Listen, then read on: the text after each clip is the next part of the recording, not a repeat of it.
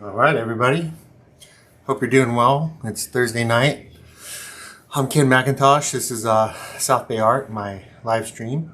And let me turn down my Giants game. Giants are winning 5-0 over the Milwaukee Brewers, so it's a good night. We are going to continue on and hopefully finish up this painting of Emily. Got my glasses on. I got a new brush set. I think I told you, like on the last session, my drawing or my measuring method was inspired by watching a bunch of Renso Art's YouTube videos. And this is his brush set, so I thought I'd give it a try. I've got multiple brush sets. I just bought this one from my KC Bao, workshop in June. Check this baby out. I'm trying not to touch it or use it, but it's pretty extravagant. You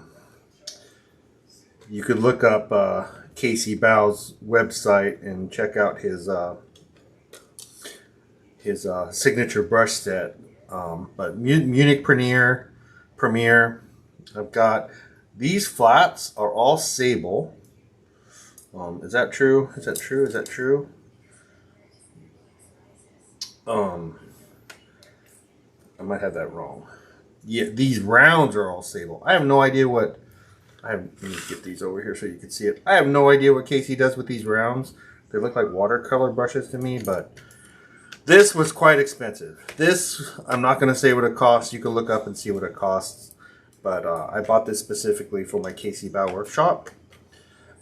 These seem like plein air brushes. I don't use filberts a lot, but it's just all come with this kit. These are flats. I do use long flats, and I have no idea what he's using these round sables for. The only thing I use rounds for is around the eyes and a little bit of detail. Maybe this line of the lips. But man, I don't use really any rounds at all other than that. And it comes with this bamboo case. Anyway, so this, let's just say for comparison's sake, this brush set is $300. Renso Art's brush set, by comparison, which is all kind of filberts. They look like all filberts to me. They're high quality Dugato brushes. They are about $30 for the whole set. So I was interested. I like to do that if you're going to try someone's style, or if you have a favorite artist. It just come up in our I can't remember if it was our Discord chat or our Facebook, one of our social media spots. Somebody was talking about brush sets. I probably started the conversation, to be honest with you. And my advice is always, we get a lot of new people to the group, and they're always asking, what kind of easel should I get? What kind of paint should I use? What kind of brush set should I use? I definitely recommend whoever your favorite artists are, if they're contemporary and they're still alive, they're probably on Instagram or YouTube or Facebook. Direct message them and say, hey, well, first, check out their website. I won't say 9 times out of 10, but 6 times out of 10, they do workshops. The most prolific artists I know do workshops. And on those workshop posts, they will usually have a recommended kit, whether it's paint, brushes, easels. Like KC Bao's, he's one of the first ones that I've seen that actually has a recommended easel / push-out box, and he recommends the Edgebook Pro by is that right? No, he recommends the Paint Book by Edgebook Pro. But anyways, if your favorite artists are alive, you probably hopefully have an artist or two that you want to, try to emulate their style, at least while you're learning how to paint. 9 times out of 10, they haven't documented what their brush sets are.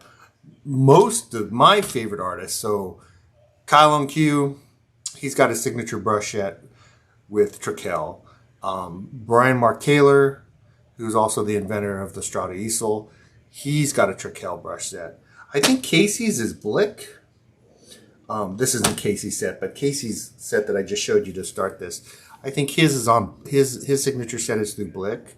So, and then my ultimate set, I mean, the one that I have, I was too lazy to go out to my car and get my set, but my set is basically a mix of them all. I've showed you my Xiaoming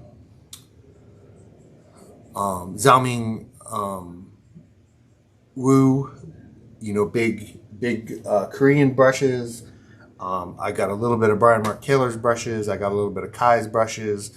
There's this YouTuber, Paint Coach. He's got a like a beginning brush set. Anyways, where I'm going with this is, I'm sure if you're a beginning artist, you probably got some favorite artists already, you know, just from searching, you know, the internet for, you know, favorite paintings, searching Instagram, you know, for you know, favorite artists and paintings.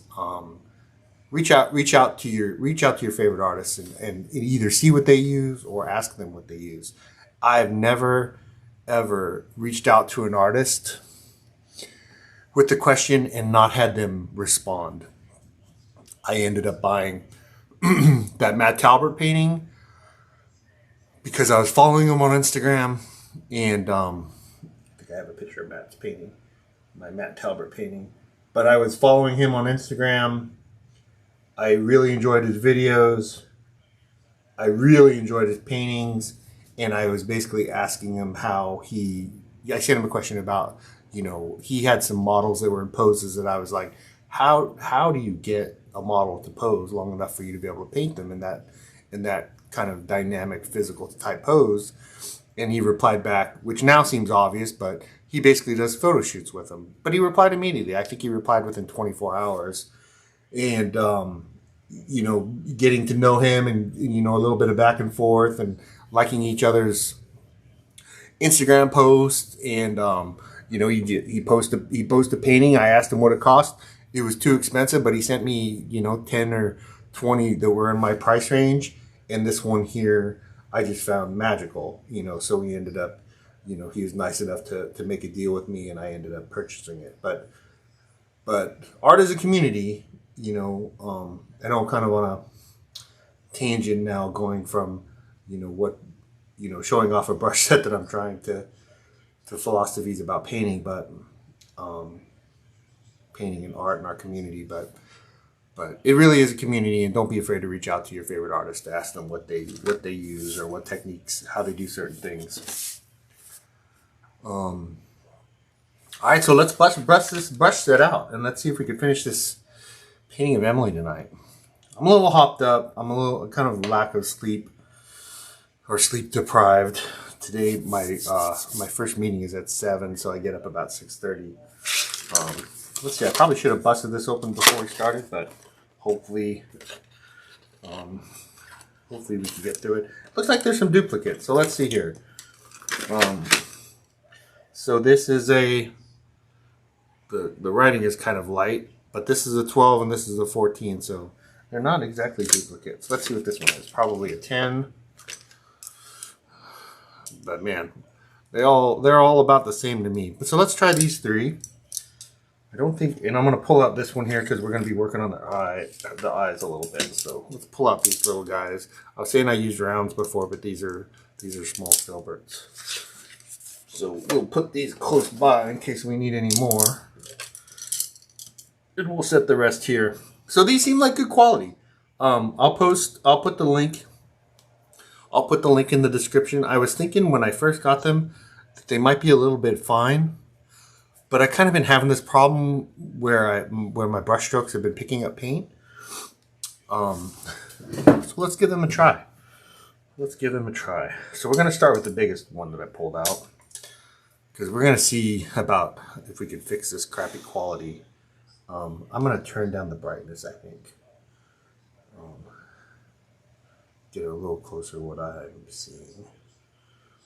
So I turn the brightness down on our canvas here. Hopefully that's a little closer to what I'm seeing. It's still not quite close enough. Let me see if I can do something with the saturation. Oh, wrong way.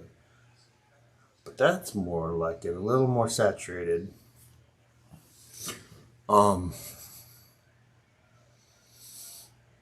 Anyways, I'm a little sleep deprived. I don't sleep. We also had our paint night last night at the studio, and it's hard for me to sleep when I get home from those. Oh dear.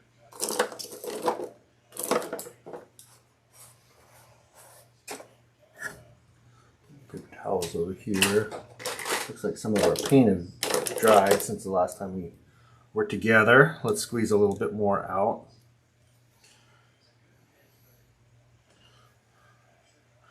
Yes, we had a paint night last night at the studio. Sarah was our model. I've already posted a short on YouTube from that session. Today actually I posted it. The quality's not that good, but I might have to buy a different camera. The thing is when I make the short in iMovie, the quality seems okay, but for some reason when I upload it, the quality goes down.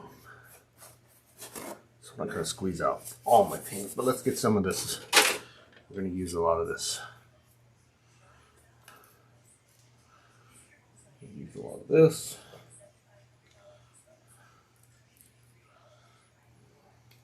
All the other colors look good as long as they're not dry. Whoopsie. All right, so what did I say we were going to work on first?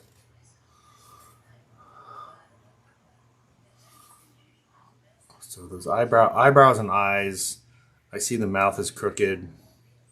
I didn't throw this into Procreate like I said I would,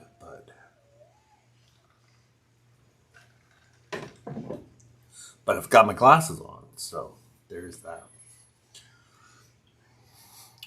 So I think I wanted to work on the eyebrows. That's why I got this black out here. We're going to use our mall stick quite a bit. And I think my reason for starting with the eyebrows is they seem a lot thinner than Emily's, and we're kind of gonna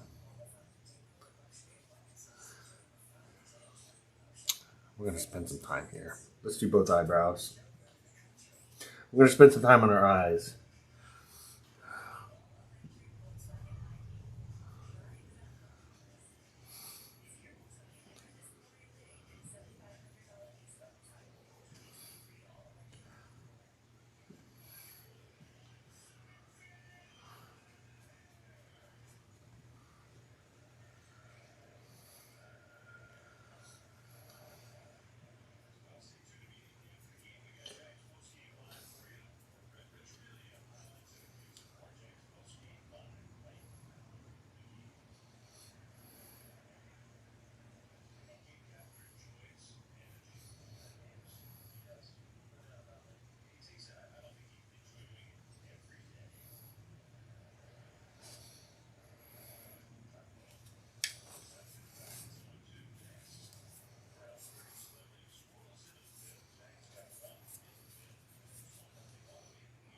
These brushes are good quality. They're certainly good enough for me. So I'll definitely post the link in the description.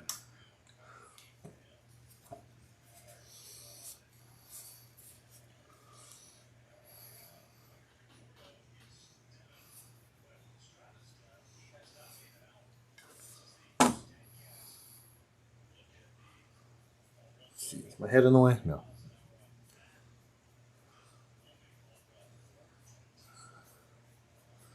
Yeah, they seem to be covering good.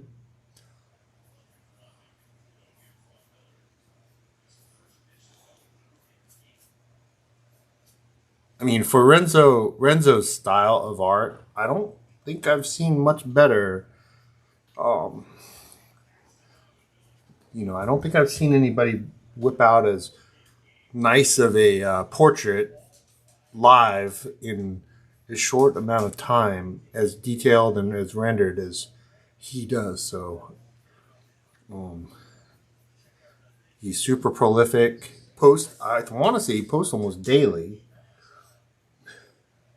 To be honest with you, it's he's doing a 10 times better version of what I'm doing. Um, but I don't care. This isn't about quality of art for me. I've never professed to creating masterpiece. Excuse me, let me catch up with myself. I never professed to be creating and posting and streaming masterpieces. This is about community for me, and trying to connect,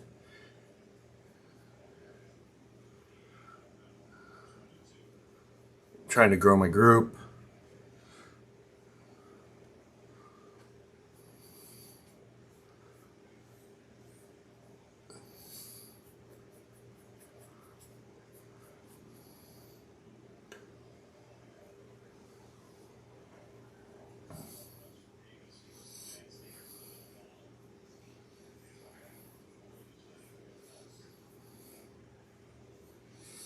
I said we were working on the eyes. I've done everything but.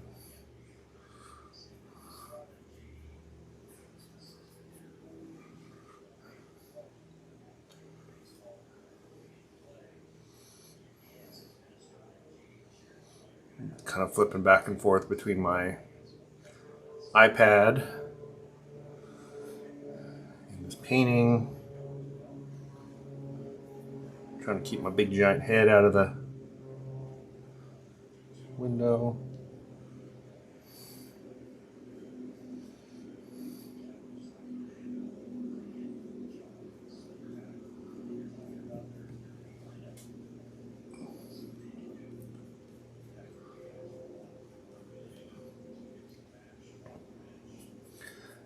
I don't like, I kind of said it last time, I don't think I'm going to do the process of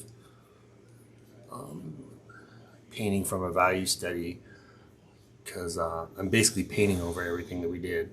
Kind of getting everything back down to a kind of a mid-tone.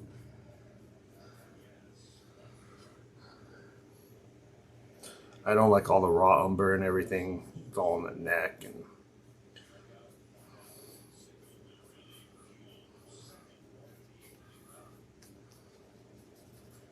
yeah, these brushes seem fine. These brushes seem fine.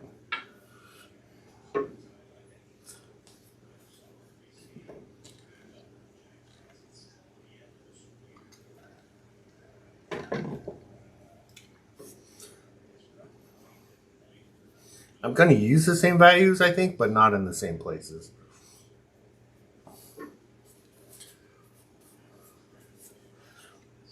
In kind of the same chroma too, or the same color. So the dark side is going to be raw umber,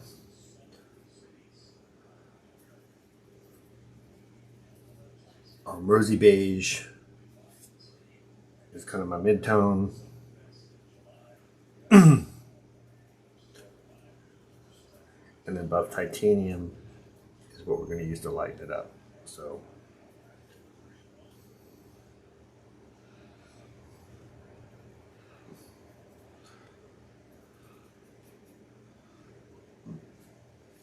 and then we'll have some other colors like her hair and her lips. And so I lied. Let's see. I lied. I said we were going to work on the eyes, but let's work on this.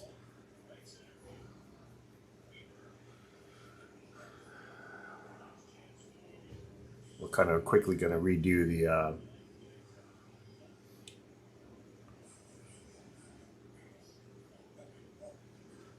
quickly redo the block in. I was saying that Renso blends a lot, and I could see these are very good brushes for blending.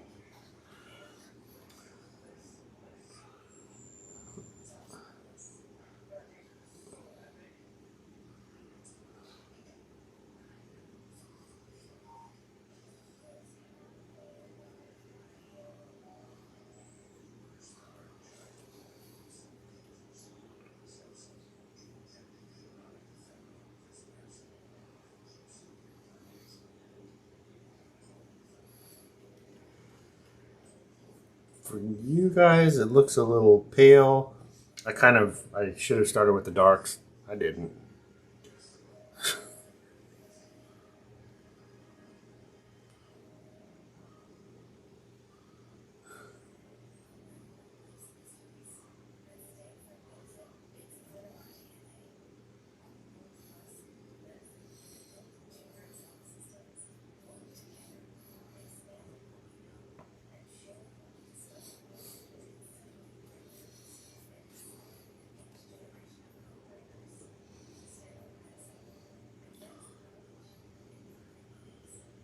On the face, I'm still trying not to use either any solvent or any medium.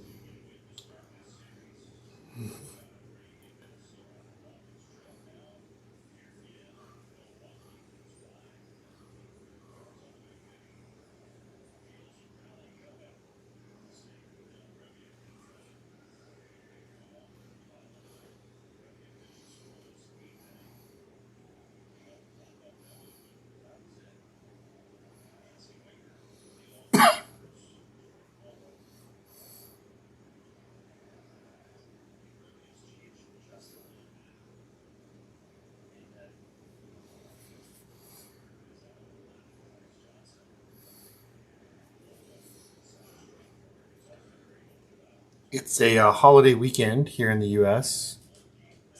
I guess it's a holiday weekend in the U.K. too. I've got peers that have the weekend off in the U.K. Work peers. I don't know what that holiday is. I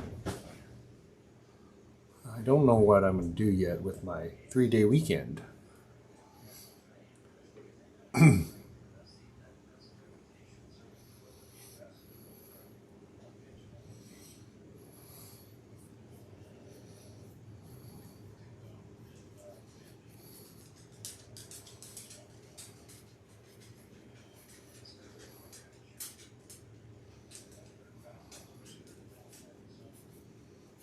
Yeah, these brushes are fine. Totally fine.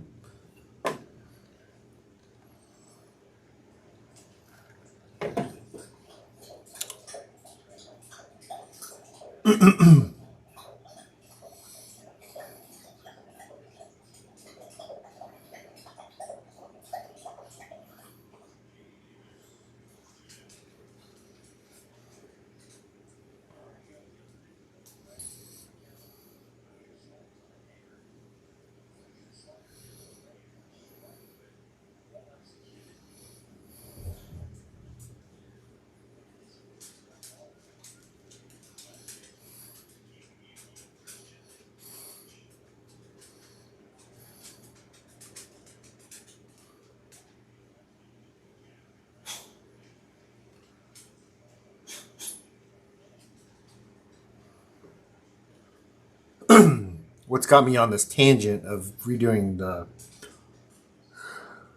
block in, I think has something to do with me wearing my glasses. And looking at this for the first time with my glasses and thinking, oh Lord, what have I done?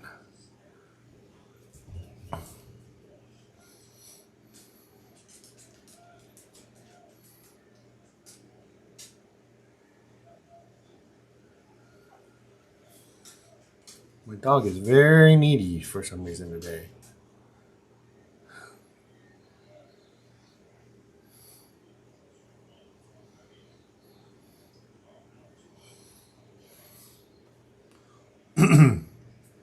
She's all up in my business right now. She's sitting here beside me and touching my leg. It's too hot for that. It's too hot for that.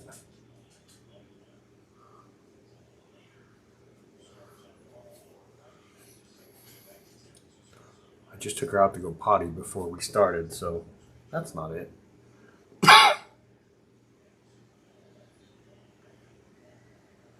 Yeah, these are good brushes. I'm going to recommend them. I have obviously no idea how long they're going to last, but they're as good as any that I've painted with. Man, I'm sorry. We're going to have to...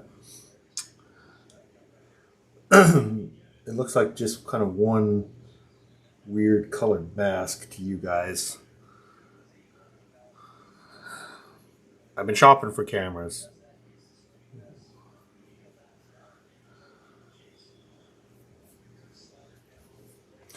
If you guys have any suggestions for cameras, I'm all ears, because camera shopping is overwhelming. But I know I got to do something better. My iPhone is an old enough generation to where it's not very good.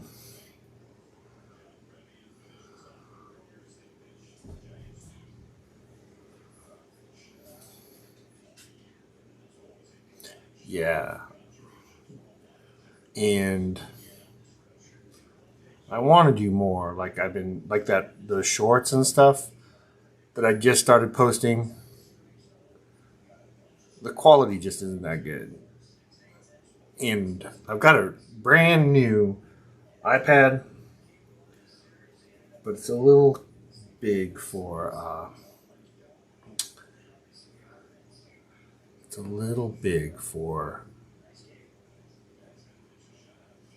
basically just, and I do have it with me all the time, but it's just kind of big, and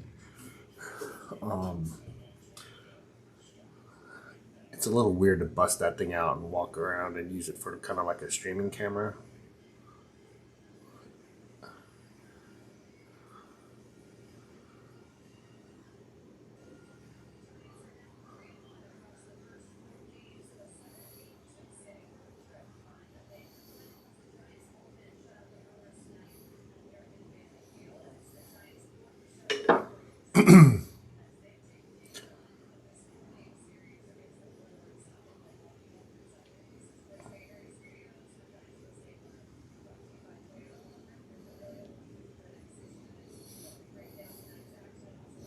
I'm a big fan of these brushes.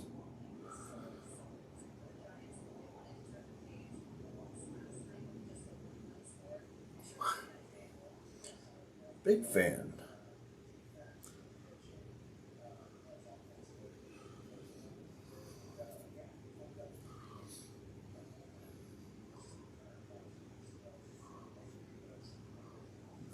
Just goes like that.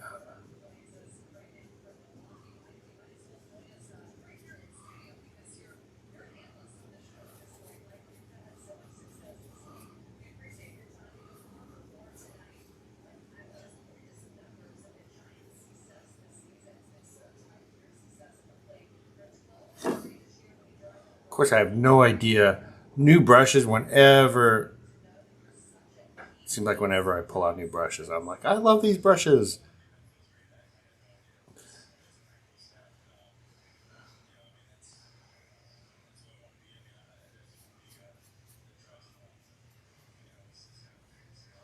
I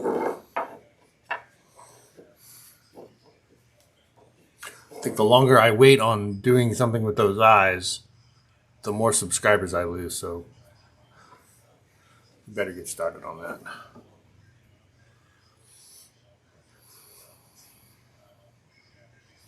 What are we up to? I think I'm in the 50s now.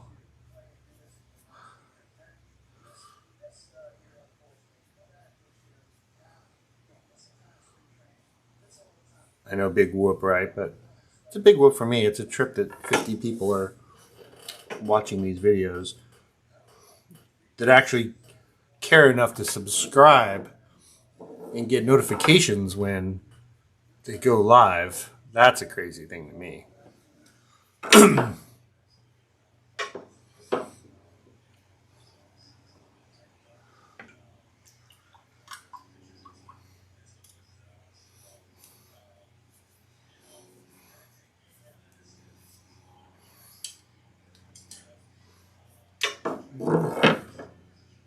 So we're about 30 minutes in and we haven't gotten very far. But I do feel a little better about our block in. The crazy thing is I've got the brightness all the way down.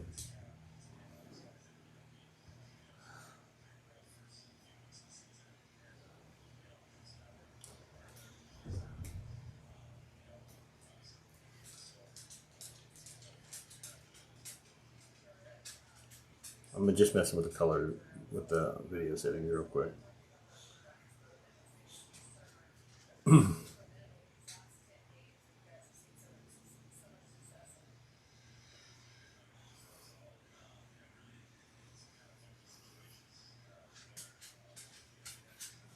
All right.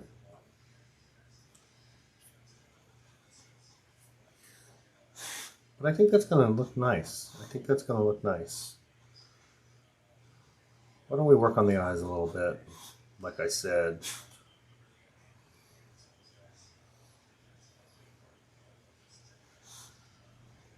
Like I promised. I'm not going to do the hand, so we're going to have to kind of engineer what her, what's going on in her neck and her hair, around where her hair would be. I think we're kind of in the right direction.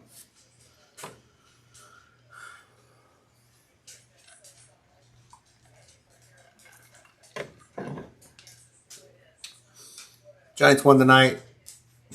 Pretty good, like 5 or 6 to nothing.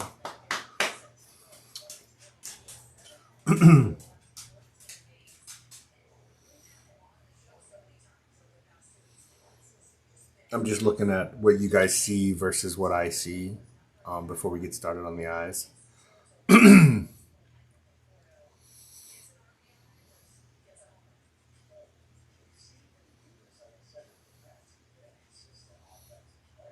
I remember we spent a lot of time fixing the tear ducts last time.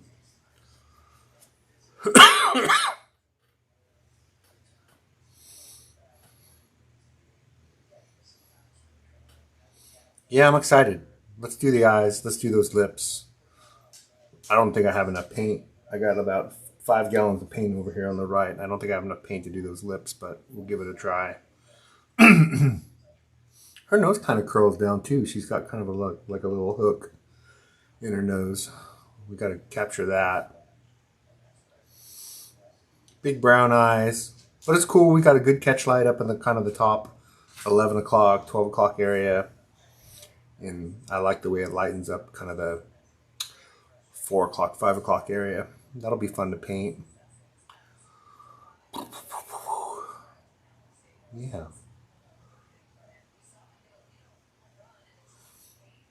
That girl is definitely beautiful. Look at that ring.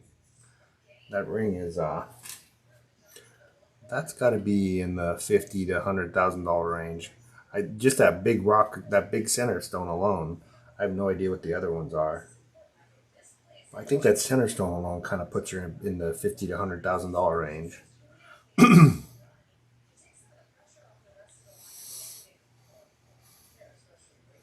Not that I've ever bought a ring like that. All right, eyes. So let's get this. So out of the Renso brush set, I'm using a, oh dude, even with my glasses on, I can't see what size that is. I'm using a number 2. Just kind of doing some practice swipes.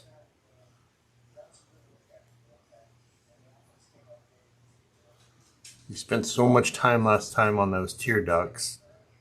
Let's try not to screw that up again. All right, so let's get some raw umber and some Ooh, I forgot to squeeze out transparent red oxide. I don't think... Oh, that's what this is right here. Sorry. Some of these colors look very similar. Transparent red oxide looks a lot like alizarin crimson.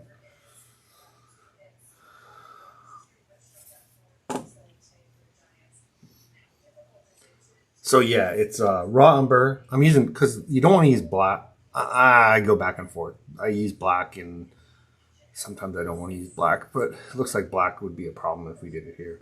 So I'm just going to make, why don't we start with where we think these tear ducts are going to go.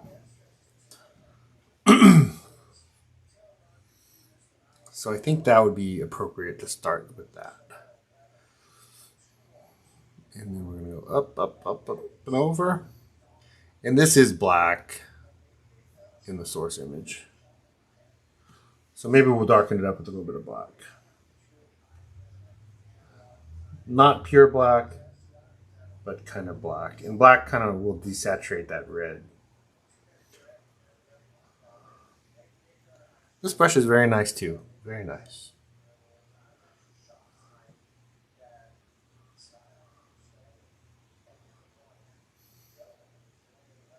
And so this is the line of the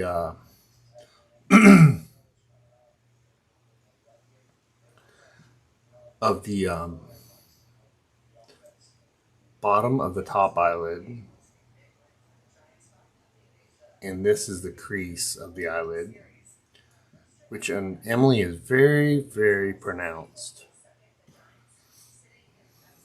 So we're going to get some more paint on there.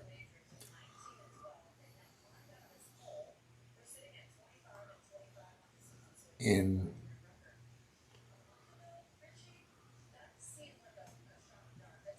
I gave you guys kind of a little lesson, like without a liner brush, it's hard to make that line. But I gave you a lesson kind of over here to the right, if you remember last time. Remember on how to make those thin lines. So right here, remember this lesson? I think we did it as part of the last painting. But you basically use whatever brush you got, make the line, and then go back with whatever whatever color borders it, and adjust that line. So like in this case, kind of what we're seeing in the center of that line, like here, still pretty thin here, but we could thicken it up a little bit. Right, so that is how we tackle that. And this up here actually stays pretty dark.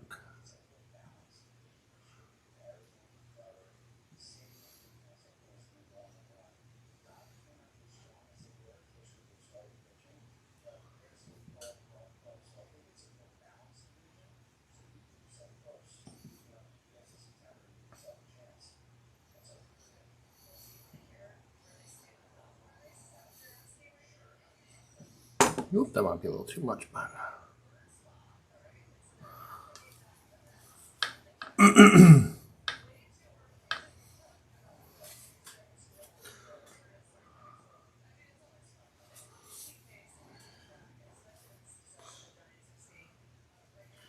she's got a little coolness in there, so let's get a little bit of rosy in here. When I said coolness, I meant warmth. Kind of meant red. But she's got some coolness in here.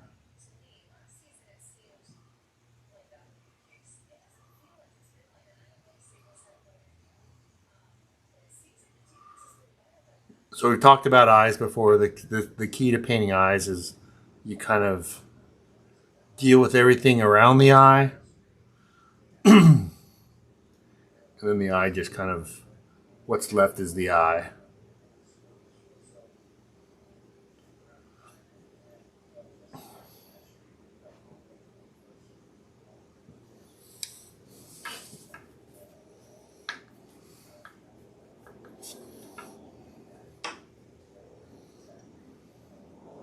I do like these brushes.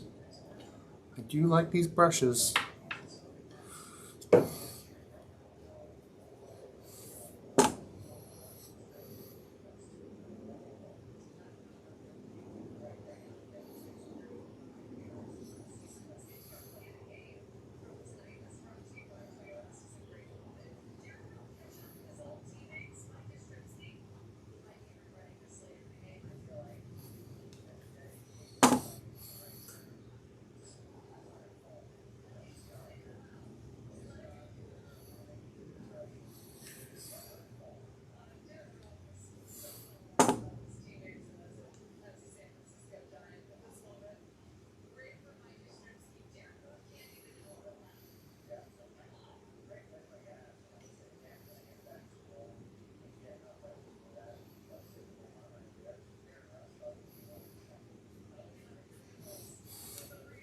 We're going to knock that all down with black later. The black of her hair. Like that's going to cut through there. All right. I don't have my normal brush holder here, so I'm a little out of sorts.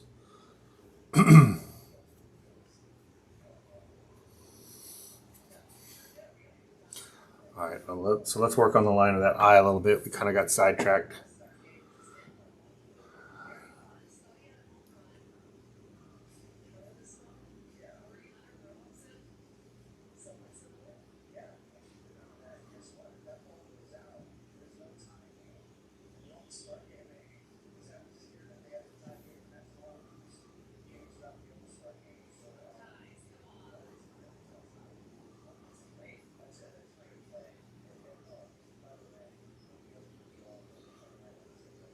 Don't mind that. That's pretty dark through there.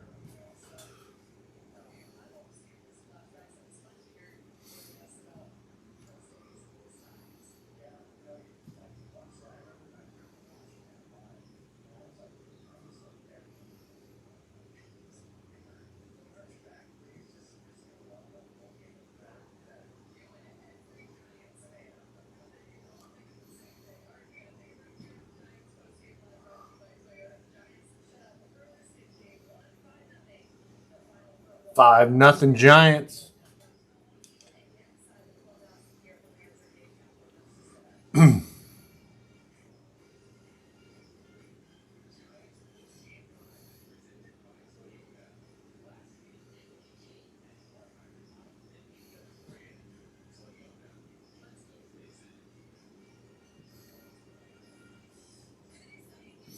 All right, you guys probably remember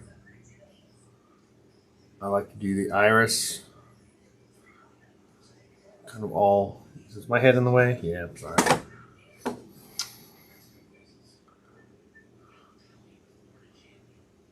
I like to do the iris all pretty dark.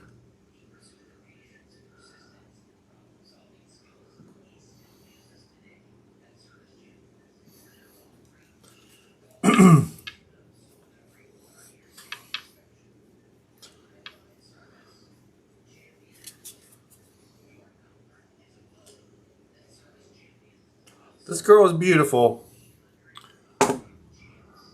This girl is beautiful.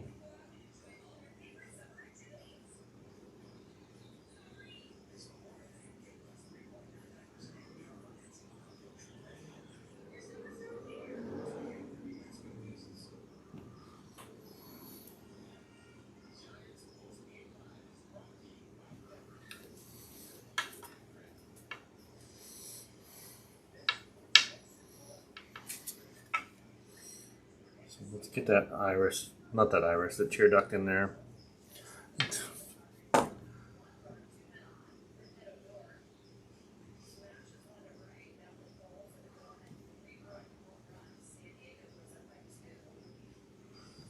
I kind of went out a little bit into like where the sclera is going to be because that way we could blend. Ooh, my white is already dry. Let's see if I can bust into that with my edge of my brush here.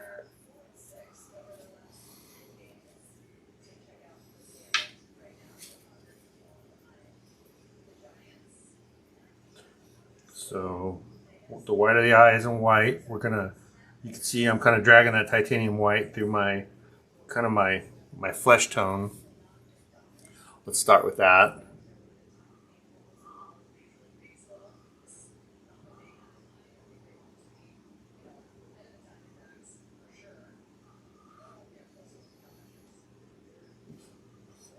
Looks pretty good.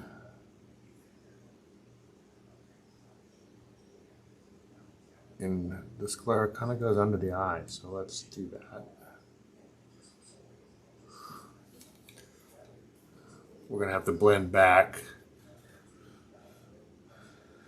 Not blend back, but draw back.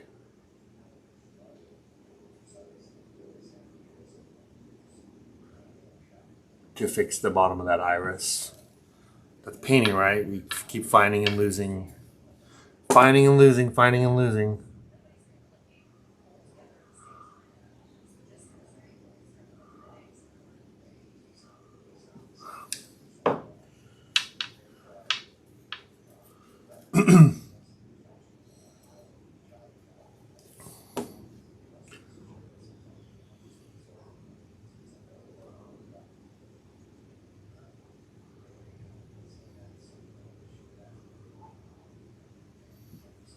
Problem is my hand just slips just a little bit and it kind of screws that all up.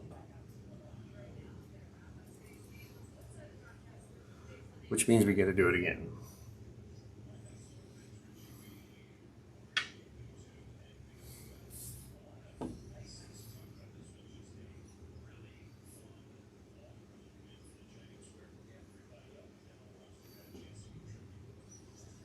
See, it just happened again.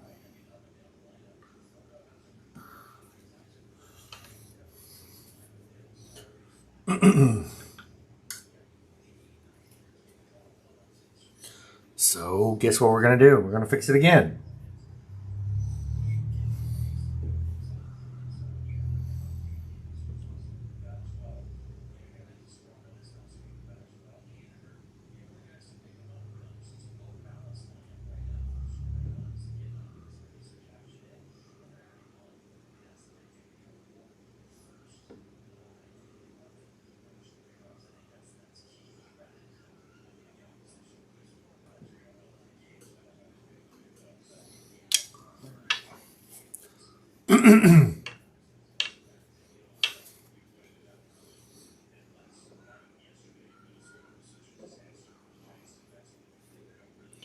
So it looks like the lightest part of her eyes are kind of the bottom, kind of like in here.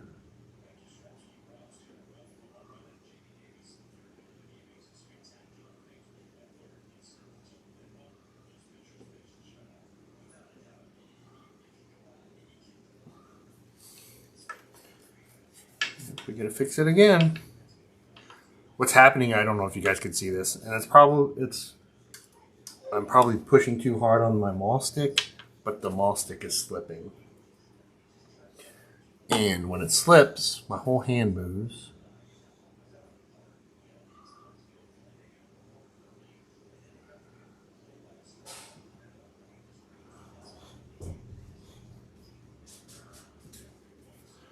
And when my whole hand moves, I'm gonna do the eye again.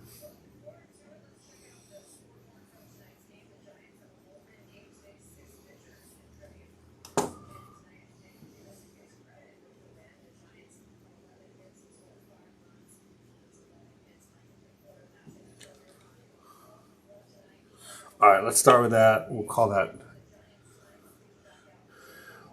pretty good.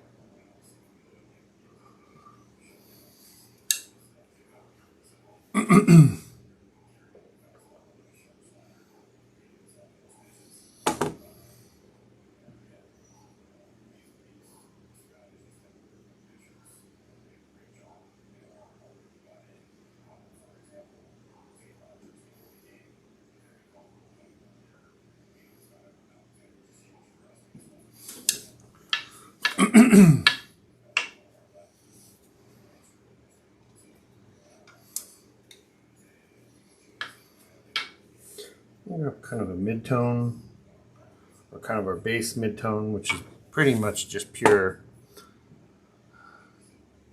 rosy beige. Kind of soften this line here.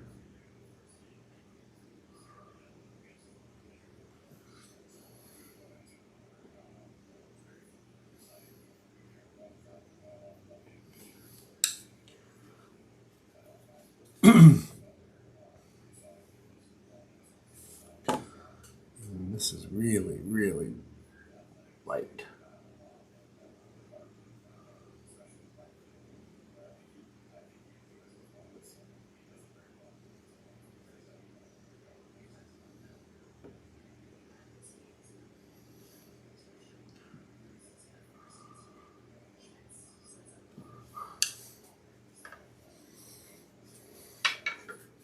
All right.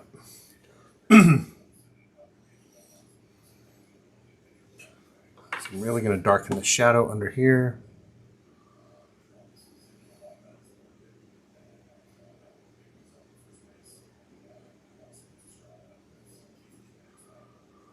I'm going to darken the top of that iris. I'm going to make that pupil.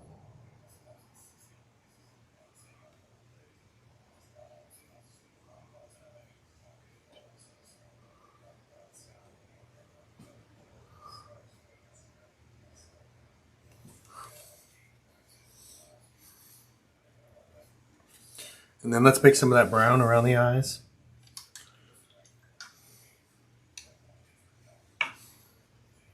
Around the iris. So we're going to start with raw umber again. Pretty raw umber. I think that's what we're going to use for the whole thing.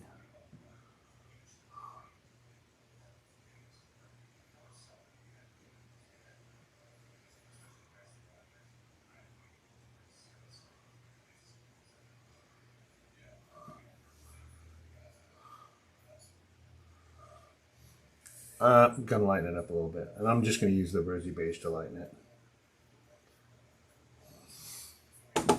And then remember, we're really going to lighten it around the opposite of the catch light. See, that's a slip.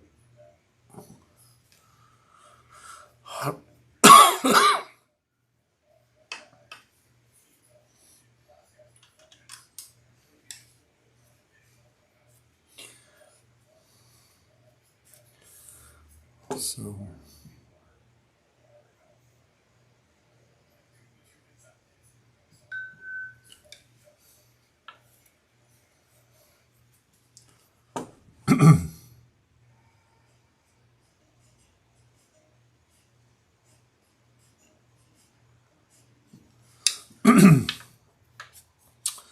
let's see if we could fix that sclera is not quite right. We need to kind of widen it on both sides.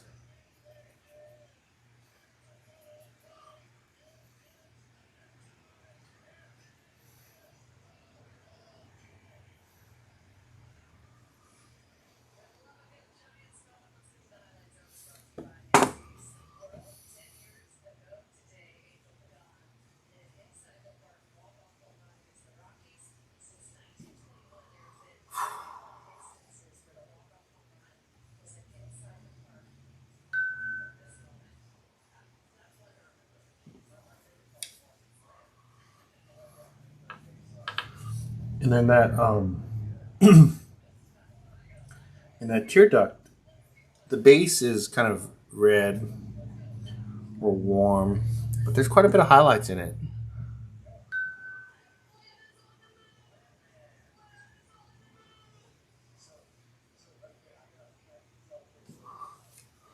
let's do that.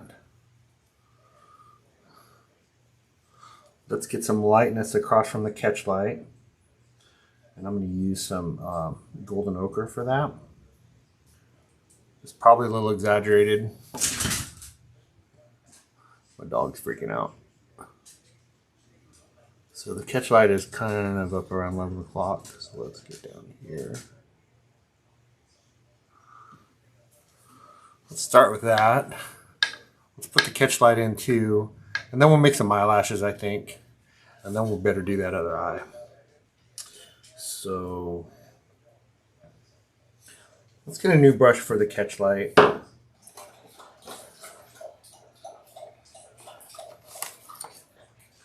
So from our set, I pulled this one out. It's a number 4, which is actually a little bigger, but that's fine.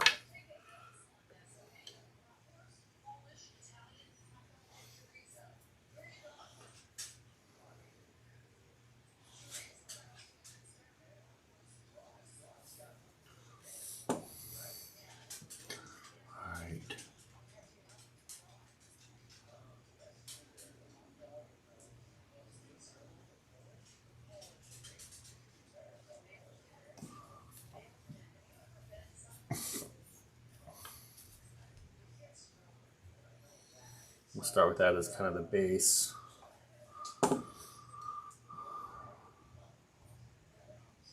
Of our catch light.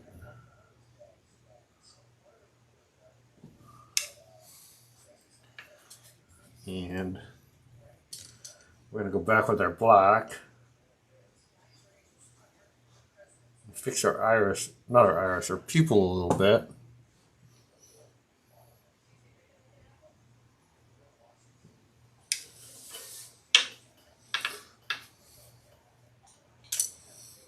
That's the problem with wearing glasses is you see everything. Oh, and then while we got our black, let's do a couple eyelashes. Actually, first let's get this line. It's really dark.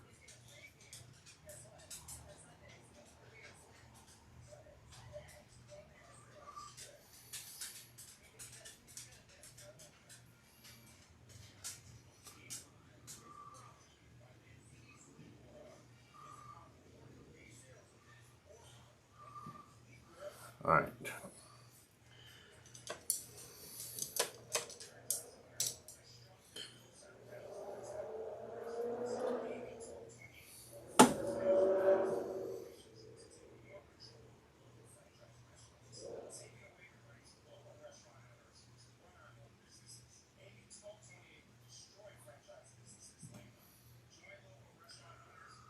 This kind of here in the center seems to be the lightest spot.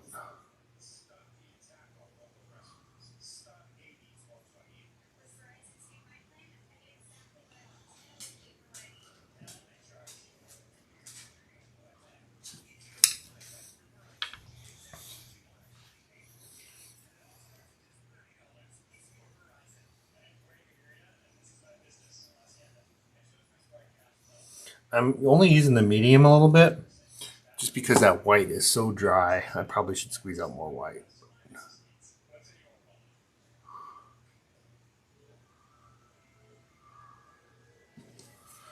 All right, I jacked up this a little bit, but that's fine.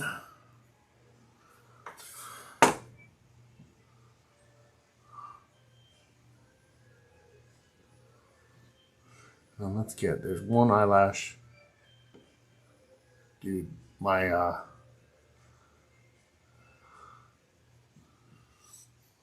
my freaking maul stick slipped right when I was doing that.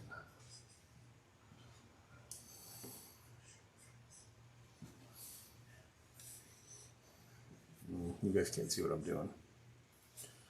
doing. Let's see. Let's move this over a little bit.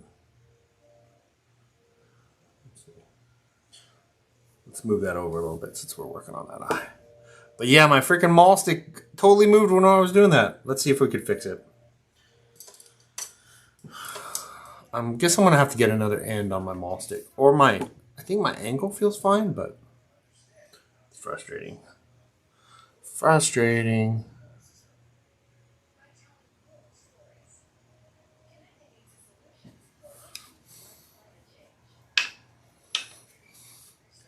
And I'm basically just kind of blending the paint around it as my maul stick slips again.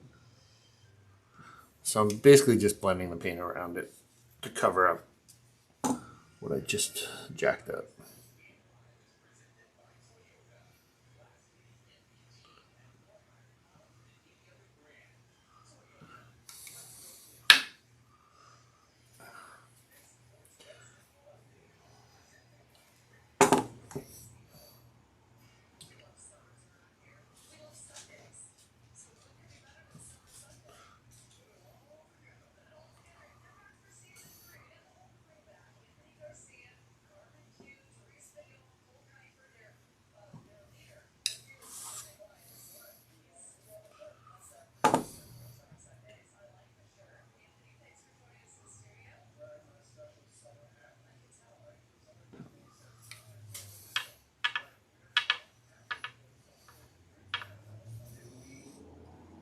All right, let's do this again. Am I in your way? No.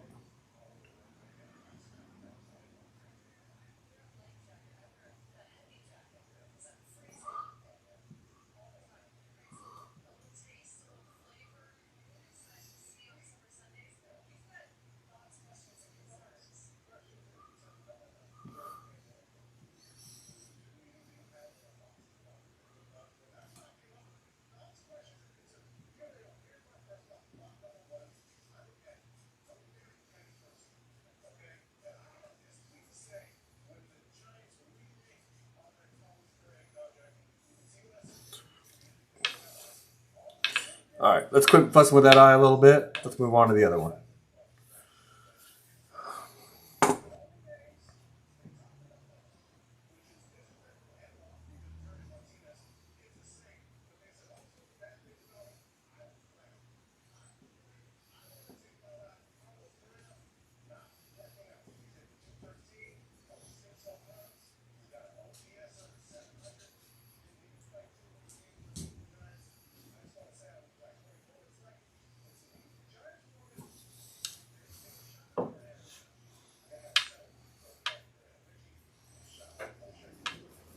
All right, let's do the other eye. How are we doing on time? We're about an hour in. All right, looks good. I'm not muted. Let's see. Why don't we take a break? I'm gonna stand up for a second, stretch my legs. So yeah, let's take a little break, and then we'll start on that other eye. So let's do the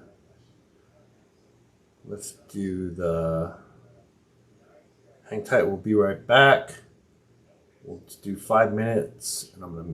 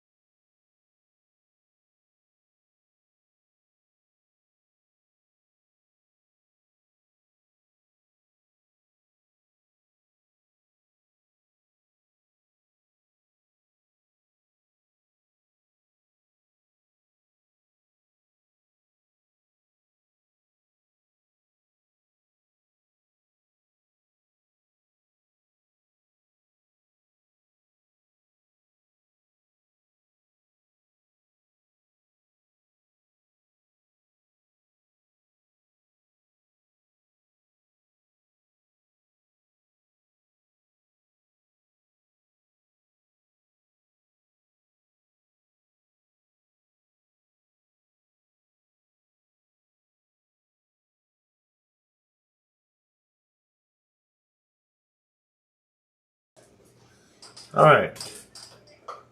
Let's see. I've got one more thing to fix. All right. Yeah, I think that eye looks pretty good. Let's get the other eye done. Move that over a little bit. Shouldn't block that too much with my big head. My iPad is sliding down. The mall stick is sliding.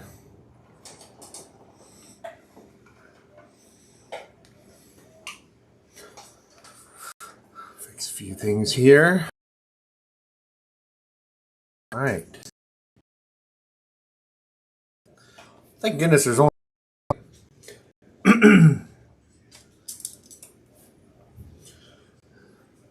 oh, I set this out here because this is a big giant bottle of refined linseed oil.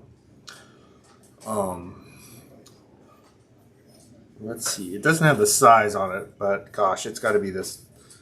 I mean, you can look at the size of my hand. I got it for like $10 on eBay. It doesn't really go bad as long as you keep the top open. Let's see if it's sealed. No, not sealed. But I mean, it's fluid. It looks like good linseed oil. But anyways, I basically got myself a lifetime supply of linseed oil on eBay.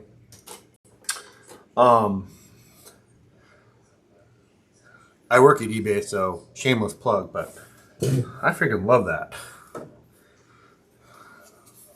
As much money as I'm sure we all spend on art supplies, it's nice to find a bargain once in a while. And I kind of went into it thinking that I'd probably get scammed, but it wasn't a scam. It showed up, it was nicely packaged, great condition, and cheap. So now I can buy more brushes, I guess, huh?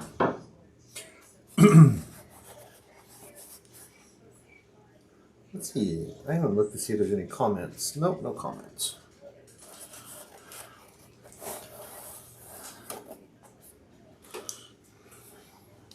Oh, and I have a correction. I was listening to my last video stream when we started this, and I mentioned that the whole rabbit hole that got me started on this Emily Ratajkowski kick in that blurred line video was a show called Me Too. It wasn't called Me Too, the movie. It was called She Said. She Said is a documentary about Harvey Weinstein.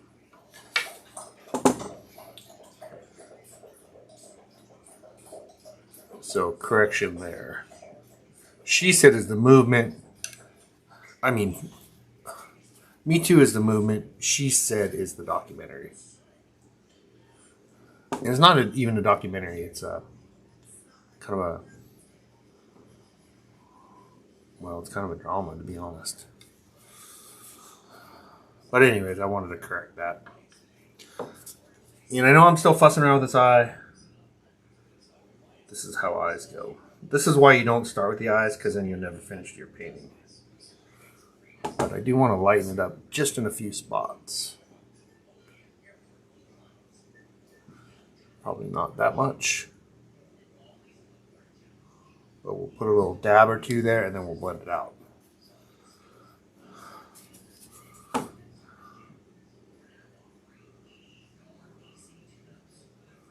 Which these brushes seem very well suited for.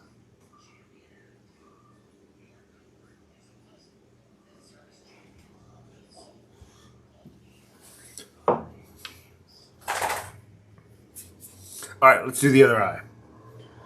So I'm going to start over. I'm going to clean this brush off using the solvent. I'm going to clean this brush off using the solvent.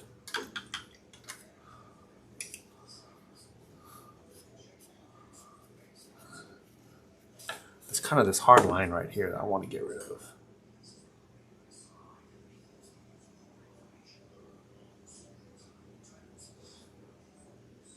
And that worked. And then there's this hard line here I want to get rid of.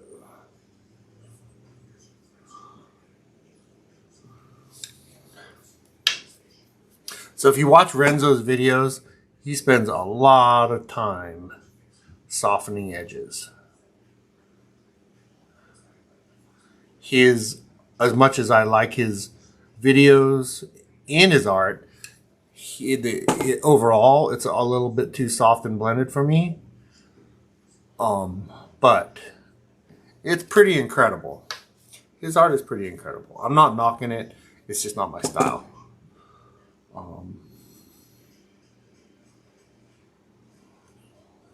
But there are some things that he does. There was kind of a stigma for classic, what do I want to say, fine artists, like all the blending that he does.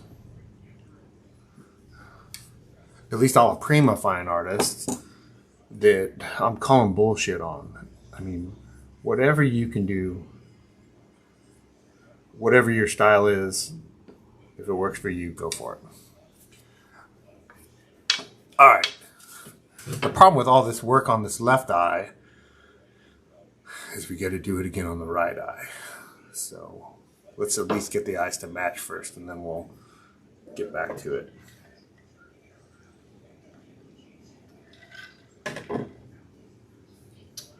All right, got a dirty brush again. Let's clean that. I wanted to get this done tonight. We've got so much more work to do. All right, so I'm gonna get a dark brush, which is the one that we had. And let's do like we do. Let's make that bottom of the top eyelid. And we're going to start at the tear duct. This is pretty much, let me see where my head is at. Let me get my head over a little bit to the left.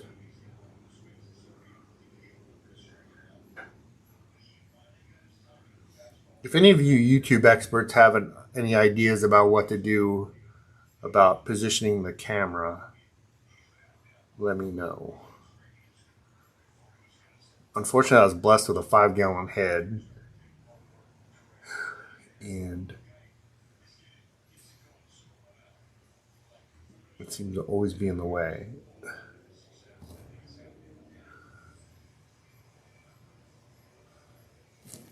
All right, let's stop and take a look at that real quick. Squint a little bit. Let's measure, measure, measure. So tear ducts are in line. Top of the eyelids are in line. Our bottom of the top eyelid is in line. And then top crease is in line. In the image, it's actually a little bit higher. It should be a little bit higher. Let's take another look. Is it higher? How far is it from the bottom of the eyebrow?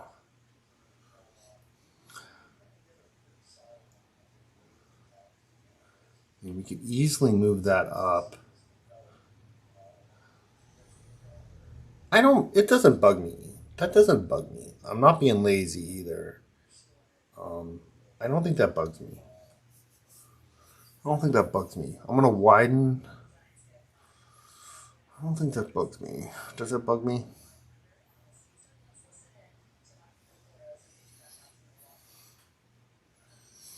I don't think that bugs me.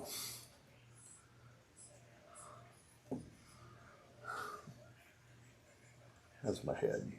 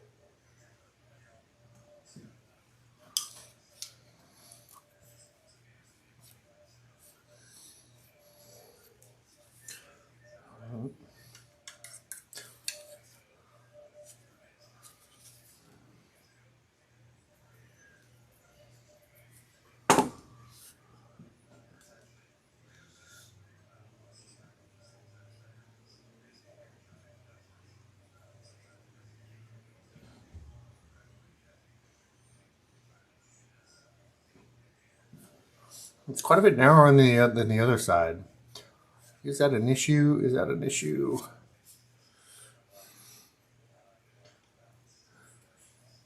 Let's raise this up a little bit.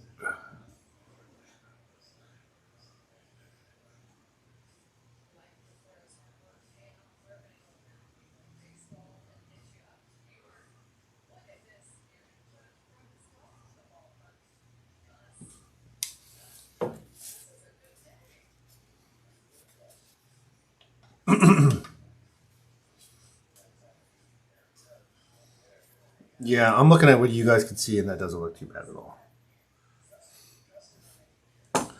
This is my sketchbook. I'm not making a masterpiece.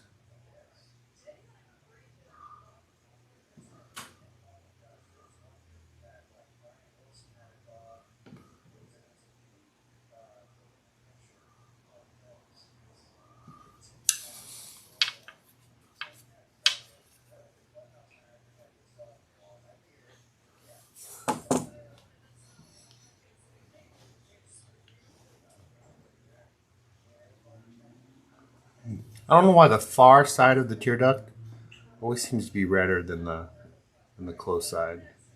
Or the right side or the shadow side always seems to be redder. I don't know why.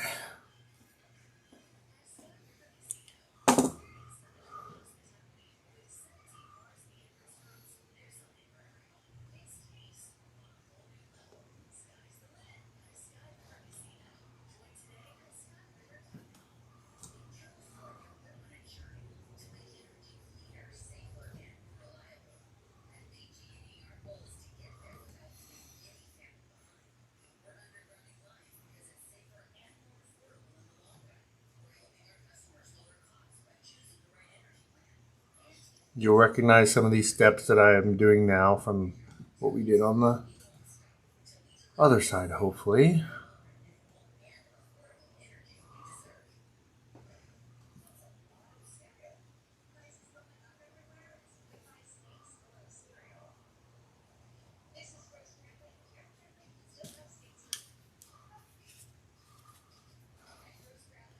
All right, let's darken that. Darken that iris. Got the same brush. I'm gonna go with black. A little bit of raw umber, but still pretty black.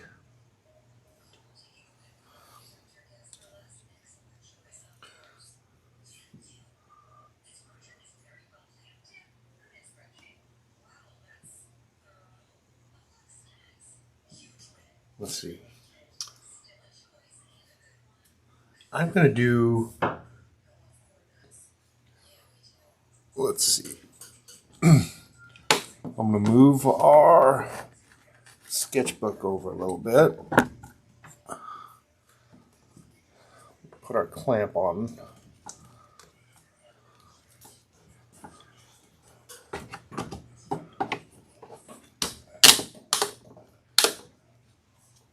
All right, and then let's move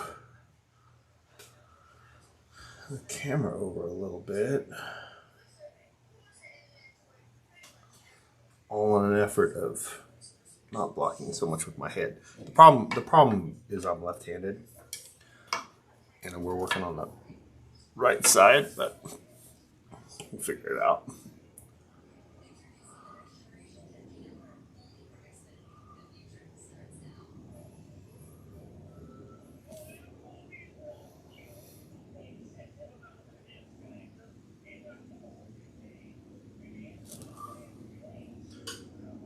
How's that look? Looks like we got to fix the top a little bit. All right, so let's go in and fix. So we got the buff titanium, a little bit of the rosy beige, a little more buff titanium, a little more rosy beige. And then let's see if we can fix that top of that eye a little bit.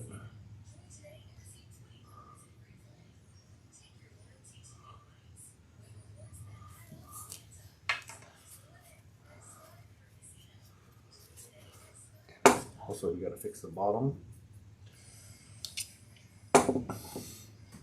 Not too bad.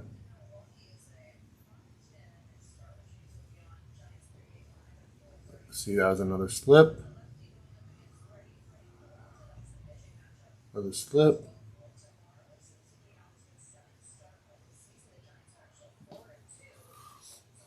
Yeah, I need to be able to, I'm going to have to fix whatever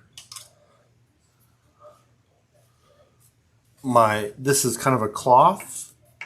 I'm going to have to get like a rubber, even a balloon. I think if I put a balloon over it, like a small water balloon, and it was rubber, I think that might help.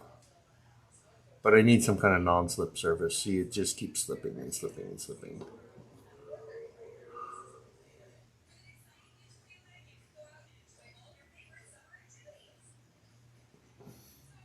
Like right there.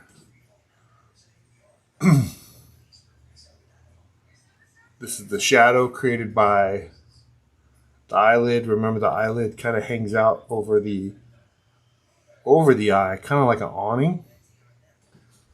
How do we do over here?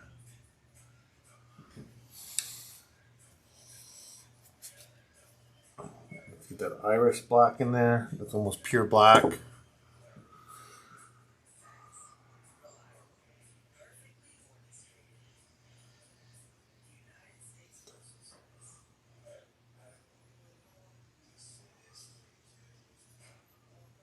How's my head?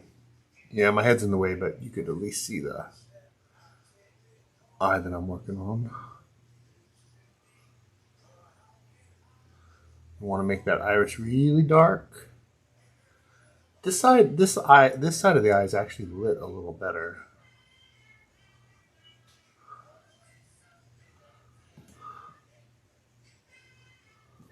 I'm just dropping some paint in there because we're gonna have to blend that out.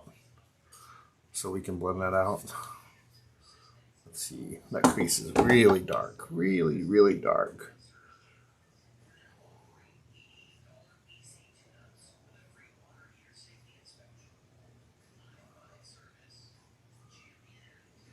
David Gray, if you ever watch any of my videos, this really reminds me of how you paint. Maul stick, freaking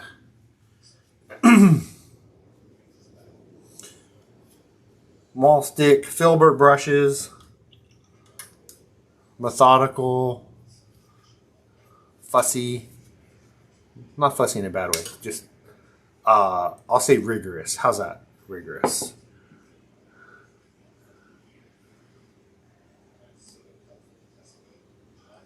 And you do blend. You do blend.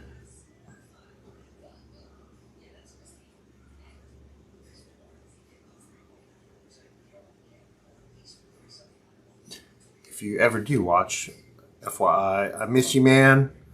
Can't wait till we get to paint again. I really enjoyed your workshop. If you ever come back to the Bay Area, I'm down.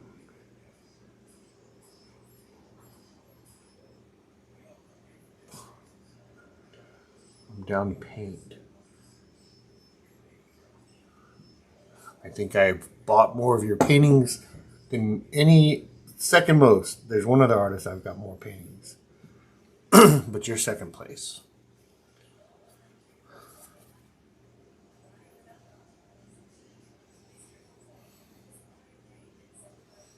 Ooh, I got a painting from this artist that I'm so jazzed about. I'm gonna have to take some pictures of it and show you guys.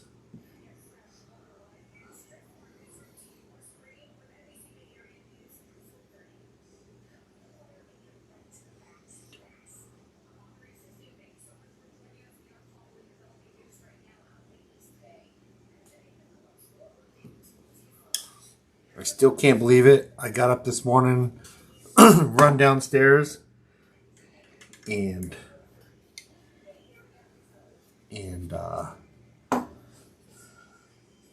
That painting is hanging above my fireplace, and I still can't believe I own it. I still can't believe I get to look at it anytime I want. But yeah, I'll take some pictures of it and I'll share it with you guys next time. And I've totally screwed this up. But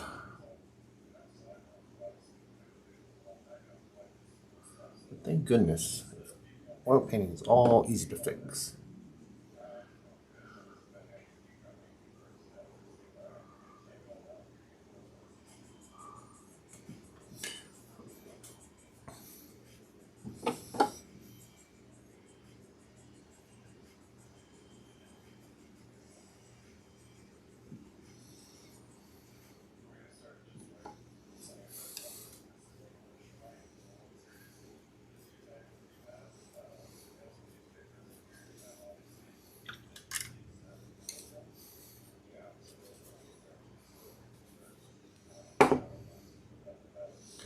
We really need to hurry up and get done with these eyes.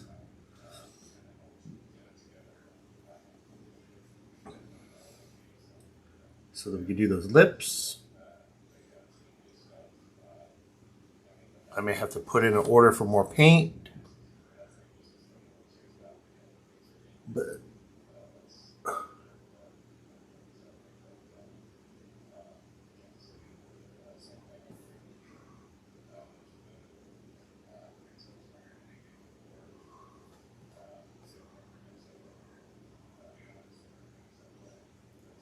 the irises to me, not the iris. Yeah, the iris to me is always kind of like a horseshoe. The pupils kind of make up the with respect to the iris, the pupils make up the negative space. Dude, I've already bent this brush. I have no idea how I bent it. I bent it. You know how I bent it? I bent it from the from my maul stick slipping.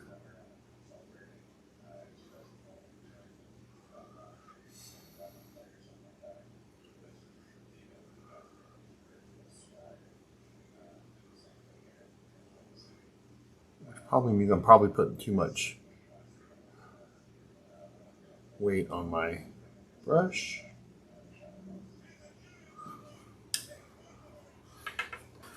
Dude, that's crazy though. Look at that.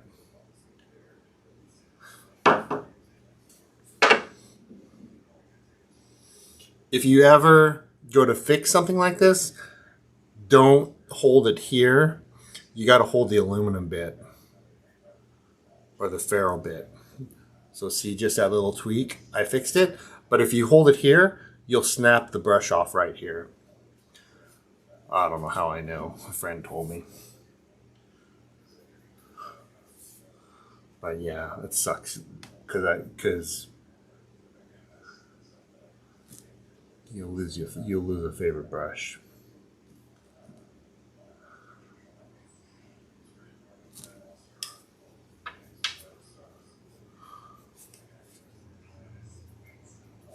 All right.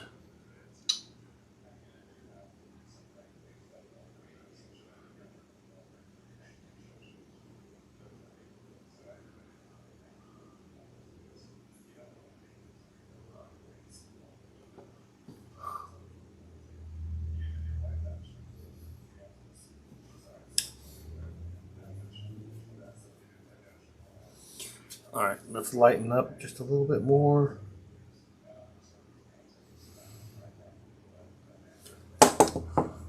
Opposite the catch light. That's probably fine. Let's put the catch light in.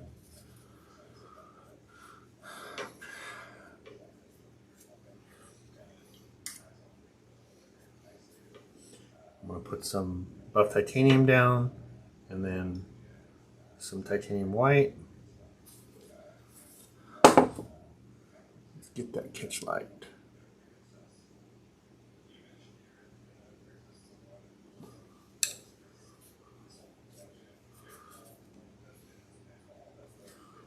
Lighten up the other side a little bit.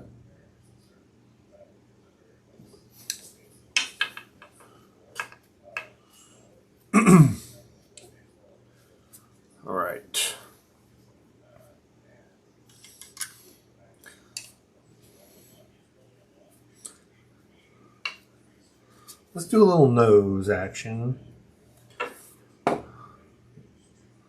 So not quite.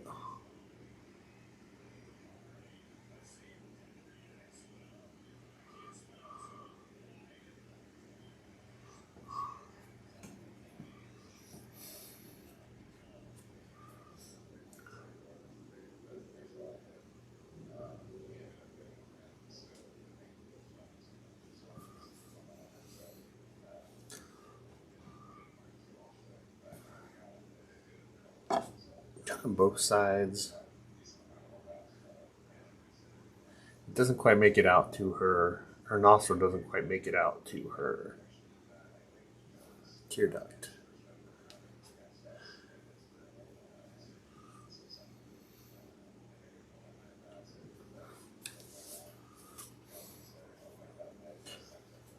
A little bit lighter around it.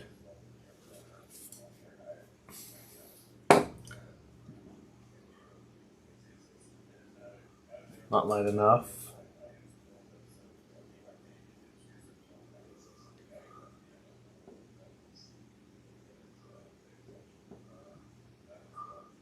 That's not bad.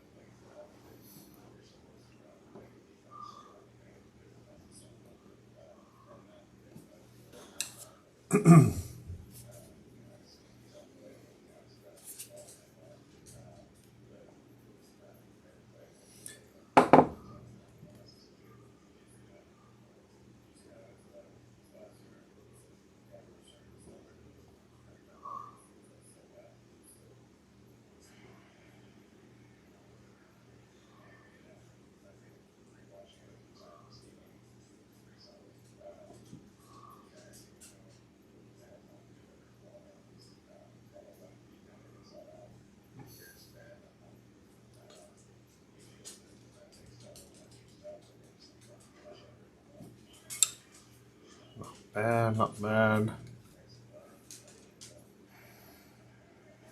Noses are tough.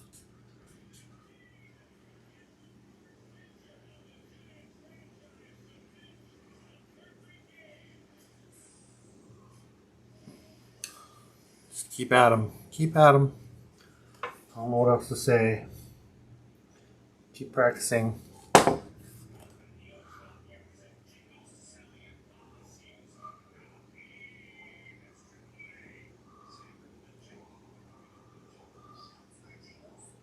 Paint Coach has some good videos on how to tackle noses.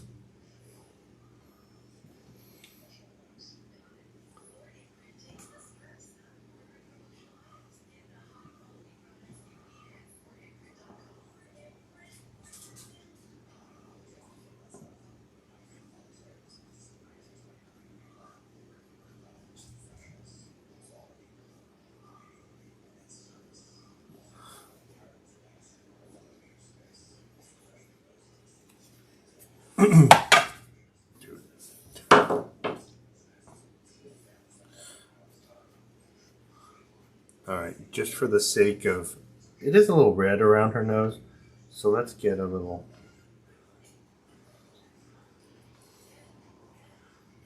nose is the thinnest, the skin is so thin between the,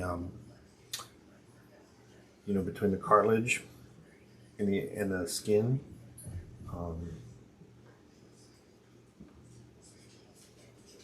There tends to be some redness.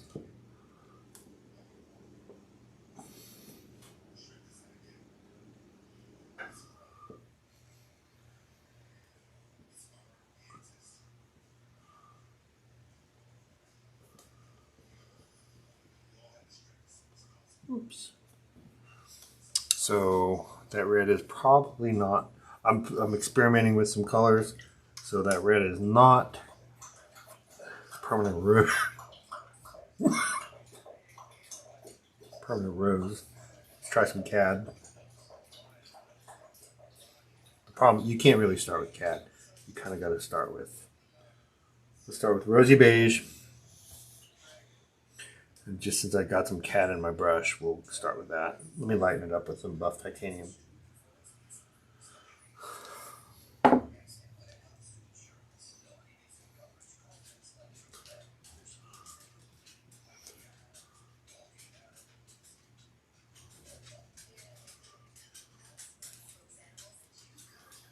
Yeah.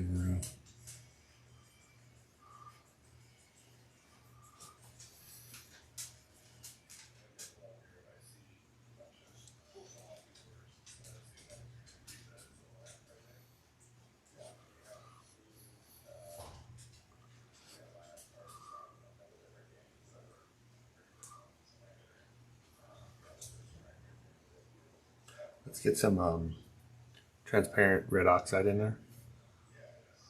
Yeah, that's more like it. I'm totally using the wrong brush for this. So let's grab another brush. Clean it.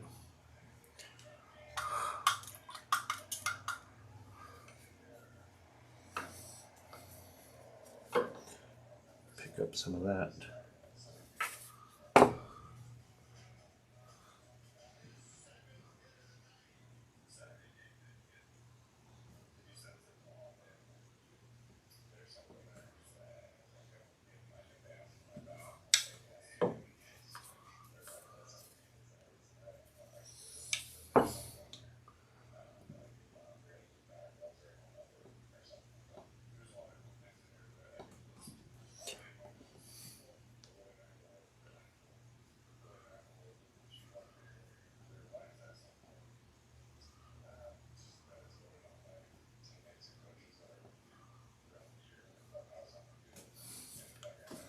I don't know if I mentioned it, but I really like these brushes.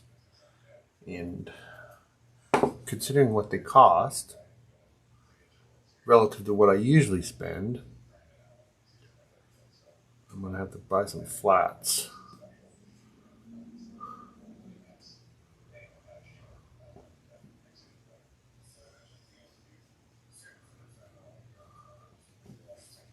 I'm not blending, you're blending.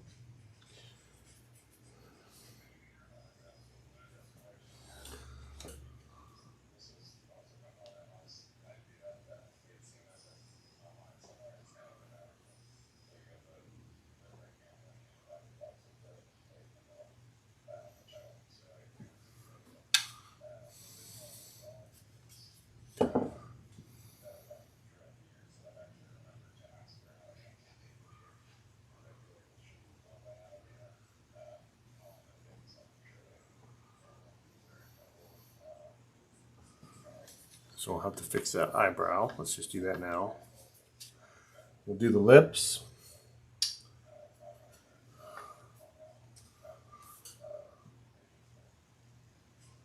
We're just going to run that eyebrow out all the way to the edge.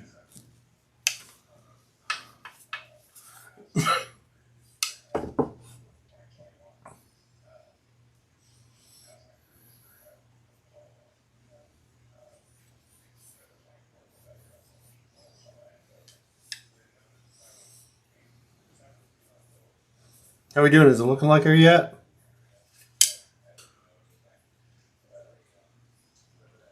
It's getting pretty good. Getting pretty good.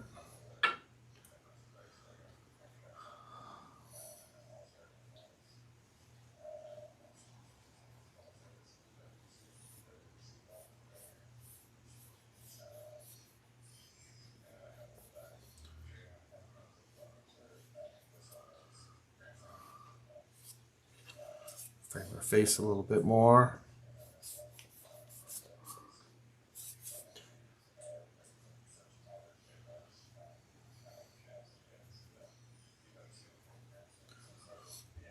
I'm kind of taking a break whenever you see me fuss with the background or the hair. I'm kind of taking a mental break. I highly recommend it. Um,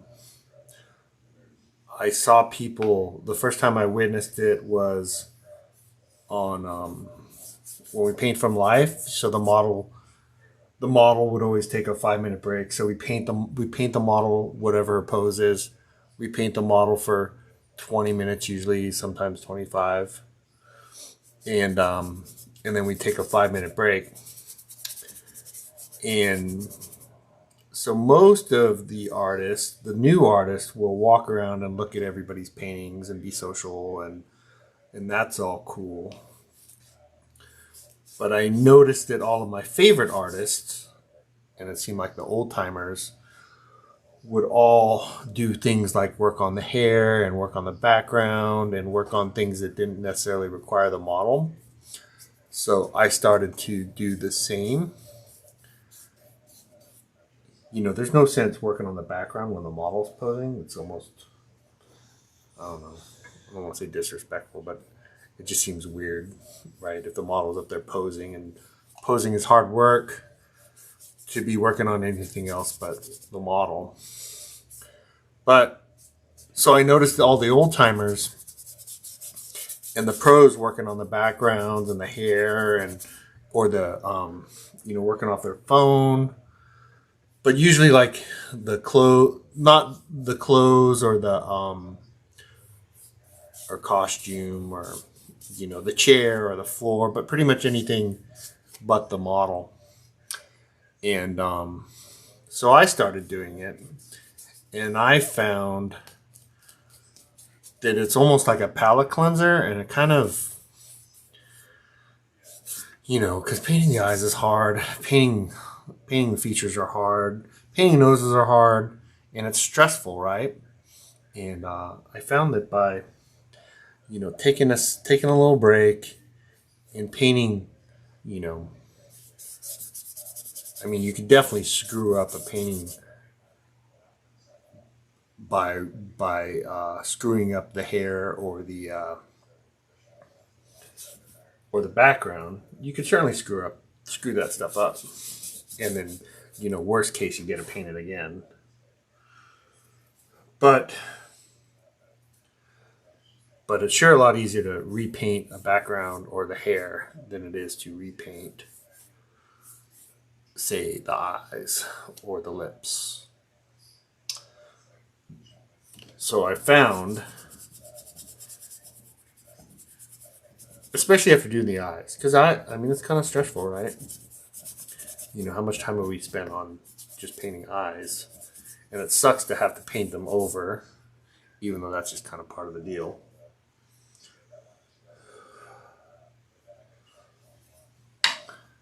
But anyways, kind of a nice palette cleanser, kind of a nice break is to, especially, it's kind of a reward for doing a good job on the eyes. These eyes look really good.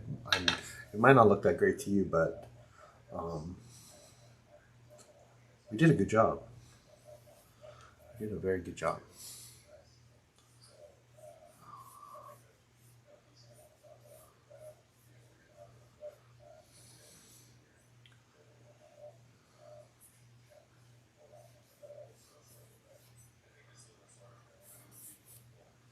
So kind of a nice palette cleanser, kind of a nice time to take a little break. It's taking a break while you're painting. I used to mountain bike a lot, and I was always looking for ways to rest on my seat. So not get off the bike, not come to a complete stop, but to look for and take solace in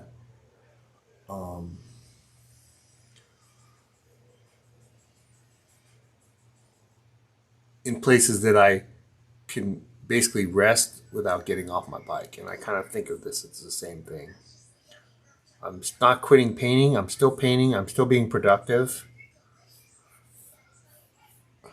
I'm still doing things that ultimately I have to do, but I'm not getting off my seat. I'm not quitting. I don't smoke, but I'm not taking a smoke break. Oops, my light just died. You know what I hope you know what I'm saying. That was probably a mistake right there that I did right where my light died. Let's fix the light first. Get a new paper towel. Have a drink of our cocktail.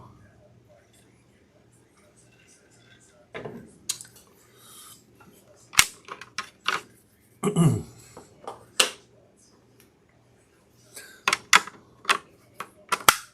we go.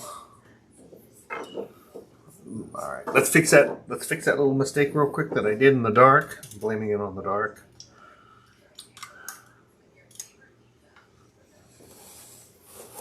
We have to finish up somewhat soon. What time is it? We've gone for 2 hours. It's almost 9 o'clock. I really want to watch I've been watching the show called Silo. I don't know if I like it yet, but I've been watching it.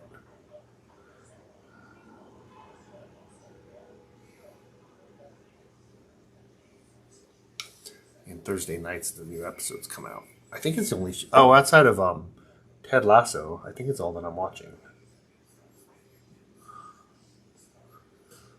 You know, I'm making this worse.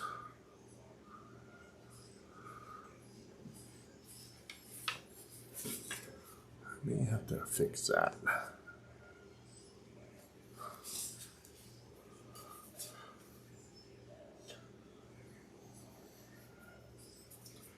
Hopefully buff titanium or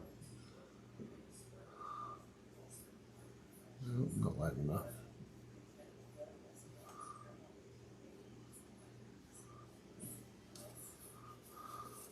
You do have to get some buff titanium in there.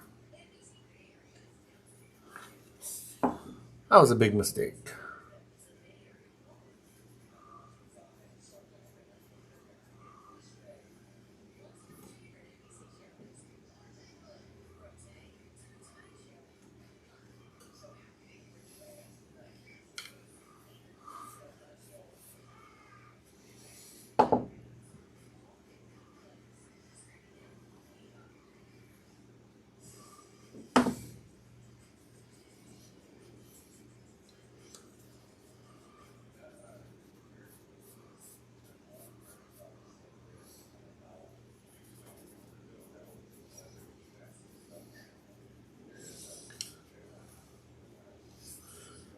Women's hair is tough if you know the highlights. It's tough to make the highlights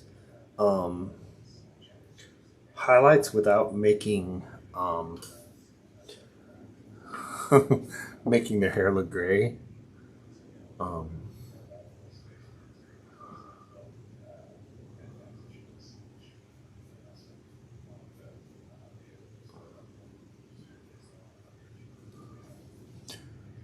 In general, women don't want you to make them look older than they actually are. I don't want to generalize too much, but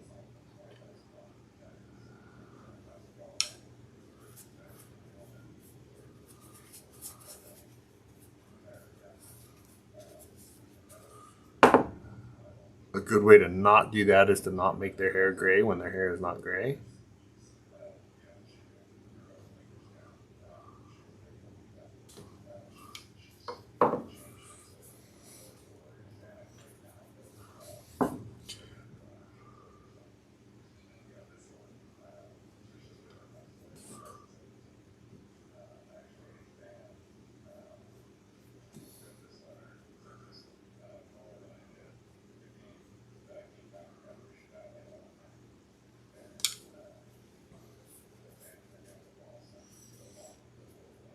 Renso, if you ever watch my videos, thank you very much. I do like these brushes.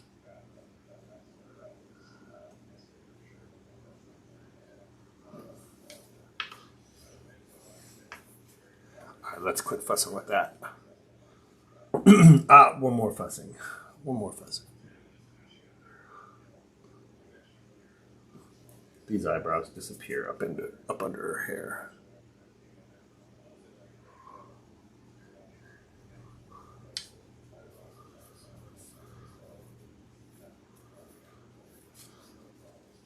All right, time for lips.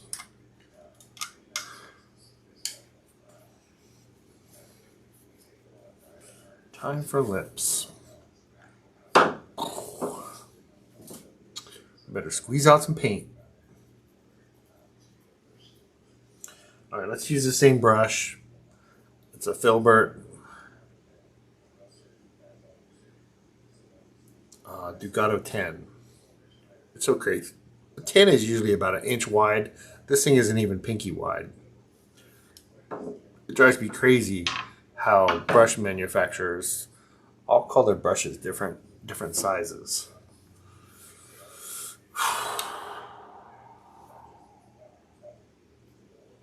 So let's get a good lip color.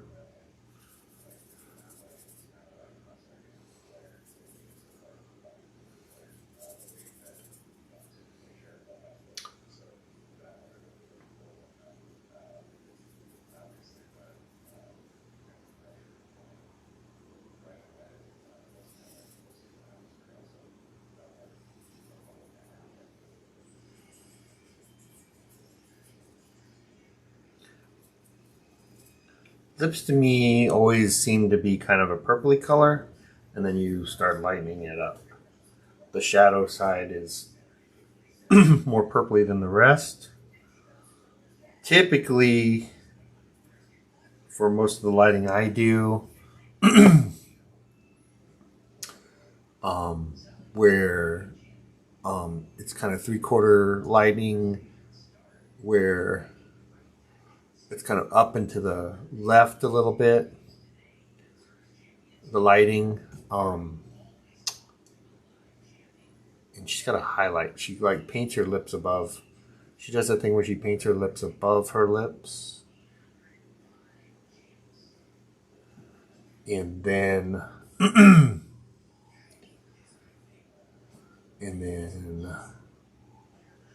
sorry, give me one sec.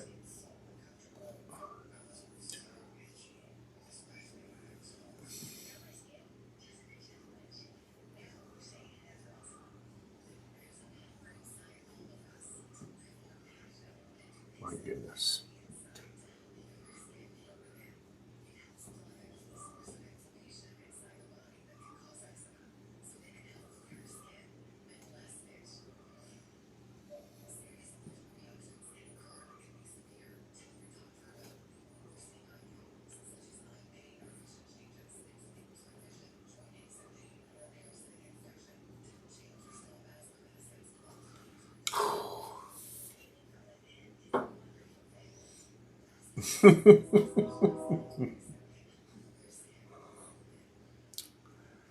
That girl's got some lips.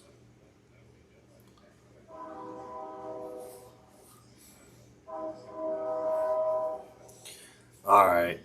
So she does that thing where she paints above her actual lips. She puts lipstick on above her actual lips. So kind of up in here. But then you see where the highlight is the actual top of her lip. So let's put that on. We'll do two things. So we got to do two things before we get too carried away. We'll do, her lips are a little bit parted. So we'll fix that. Or we'll basically put the black where her lips are parted. We'll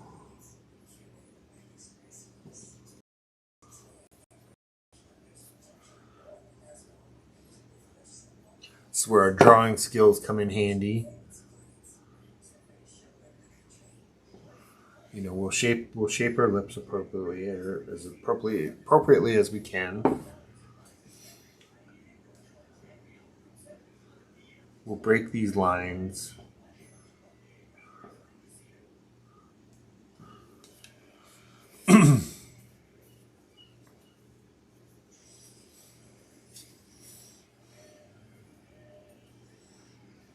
I like that lip color. Maybe we could use some of that in her nose.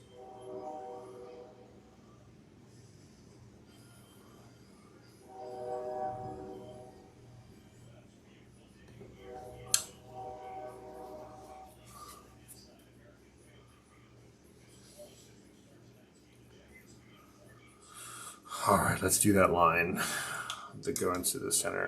Man, I gotta tell you, that line is straight up black in some spots too. So let's not go full black, but let's get some black in our raw umber. And I don't think it would hurt us to get a little bit of transparent red oxide in there. All right, let's just check real quick. So that line goes all the way out to her iris.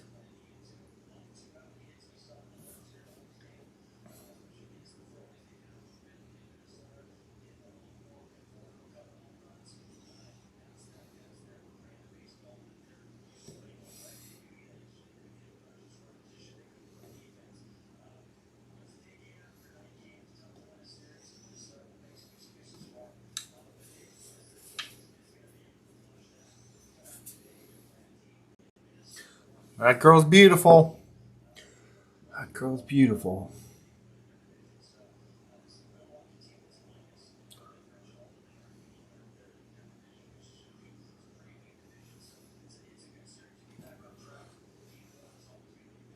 Just do the best you can on this line. This is another case where you probably can't, even with this really brand new brush, I can't make that line thin enough.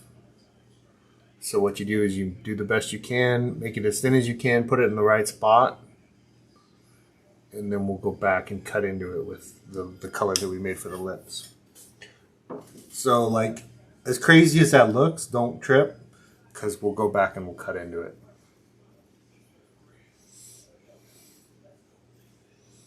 So let's get that black off of the brush.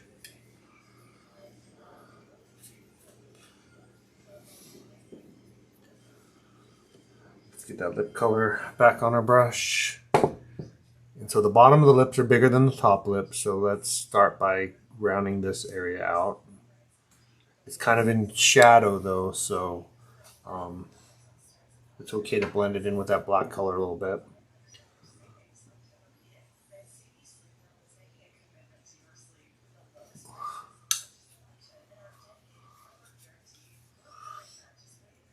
Her lips are a little bit skewed to the left with respect to everything else, so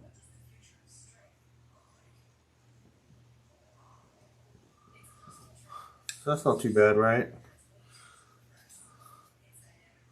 I made the color of her lips across the center kind of a V, but it's not really a V, is it? So that was kind of a mistake. So we're gonna have to put that black back in there. All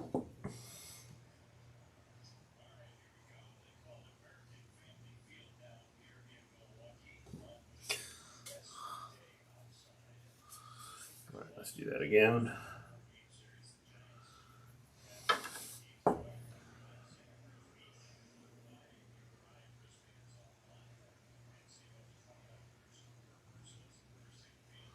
I think that's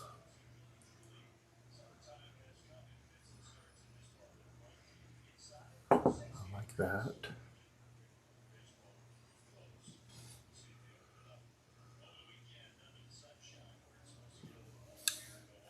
We got to do it again though. We got to cut into that black.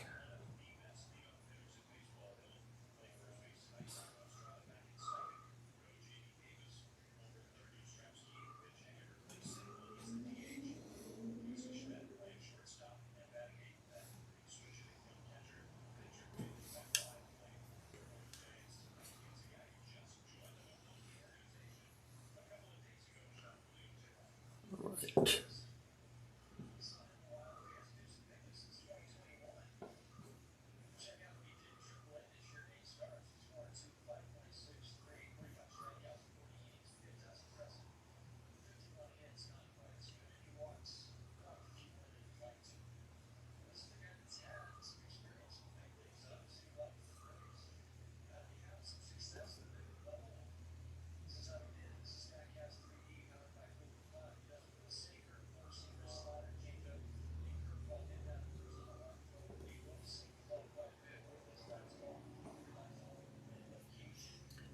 This is where we get to work on our drawing skills a little bit, or take advantage of our drawing skills a little bit.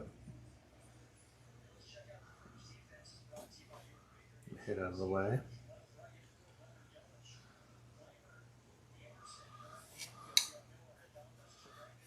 There's kind of a umber shadow that goes around here.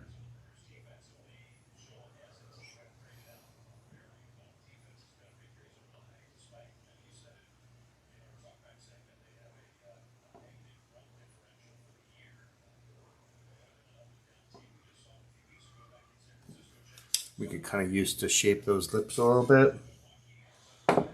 It's really dark right here.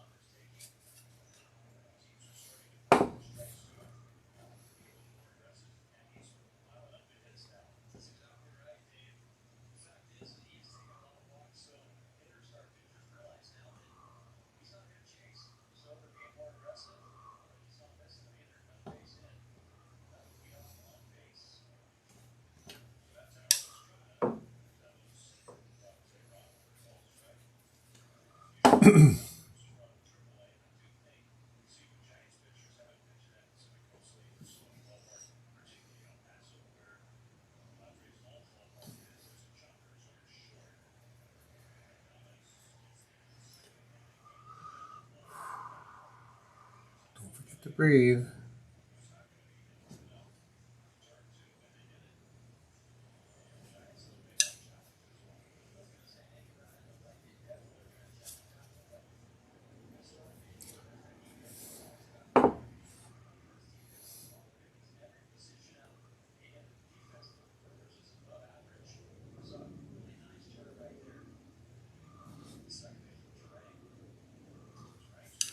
Can't wait to see how my drawing skills improve after I fix this mall stick problem.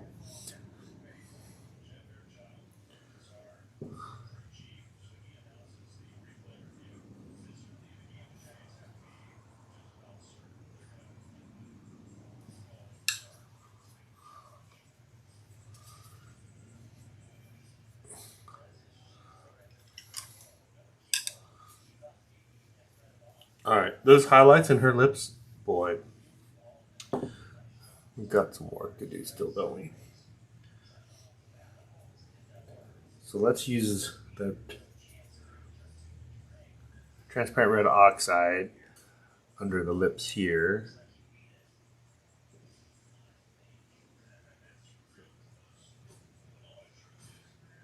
Let's use it over here.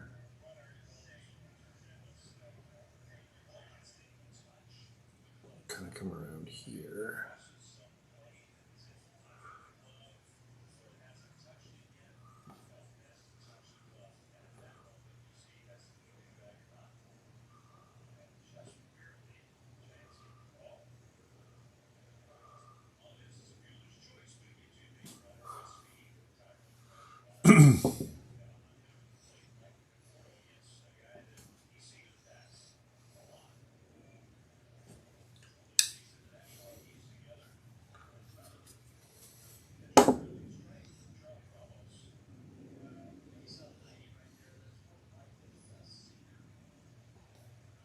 All right, let's get that titanium white bit in there.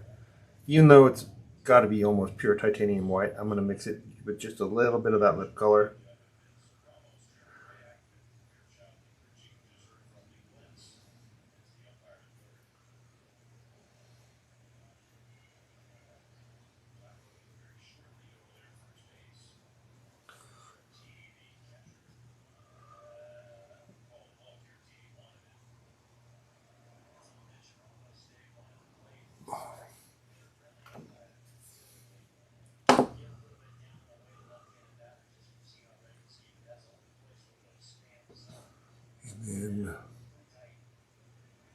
Just a little bit up here. Gosh darn it.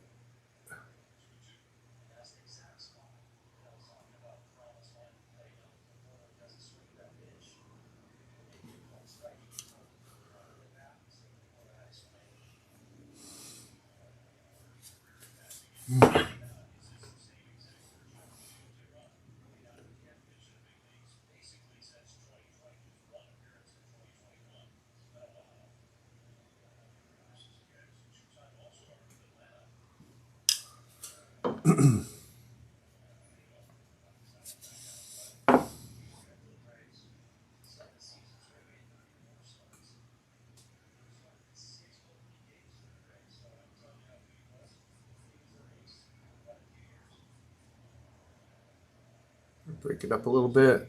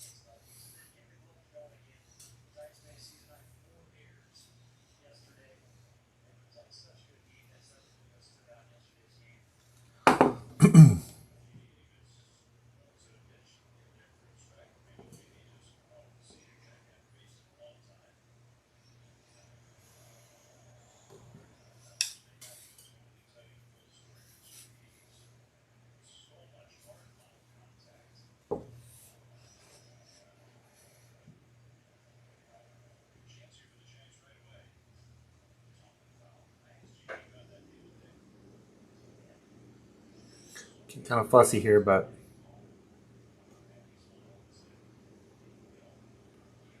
I think it'll be worth it.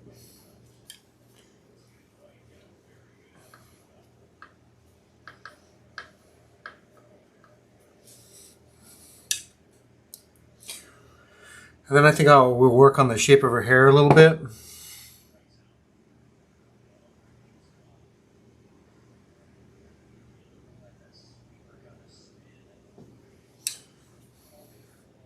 Kind of the shape of her face a little bit. And then we'll call it a night. Alright, so we're going to get rid of this little tiny brush.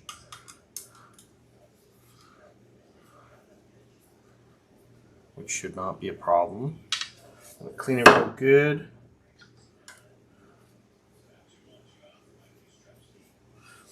I'm actually going to... Well, we'll wait till... I'll do it after the call. Or after the session. But we'll get some brush dip on those brushes.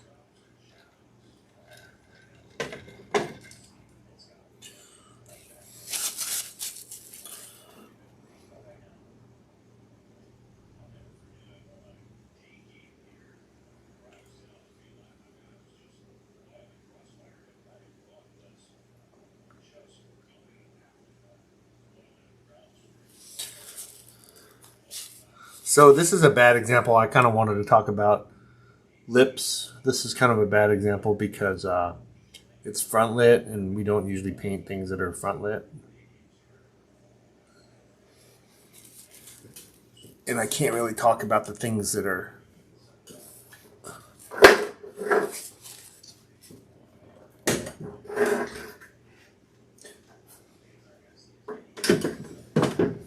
can't really talk about the things that like come up, say for portrait painting night, where we have we kind of consistently light our models.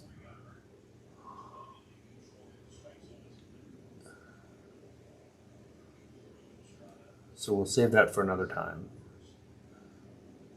But lips are a lot like eyes. I mean, once you figure out, what the pattern is and what the steps are, check out the Paint Coach videos on painting lips. Um,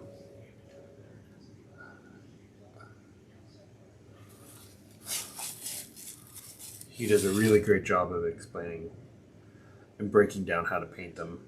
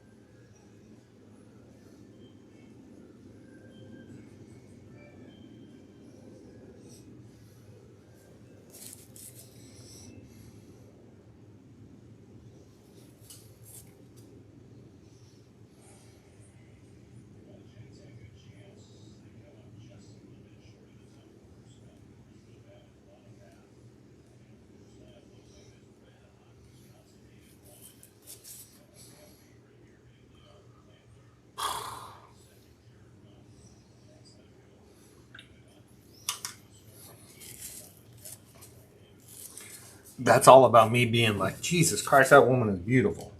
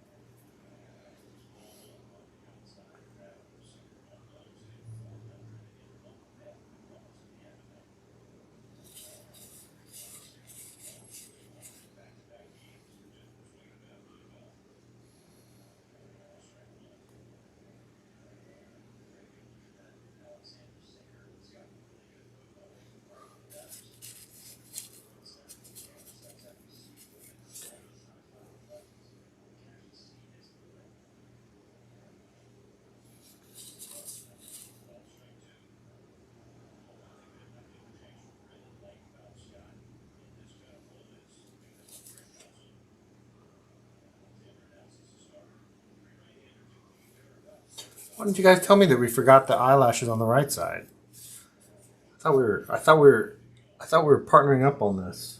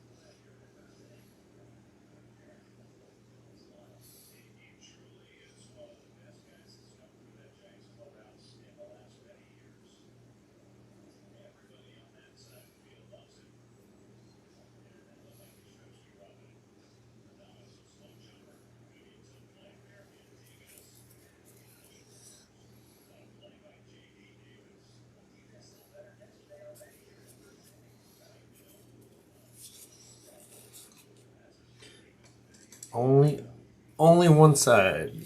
She gets eyelashes.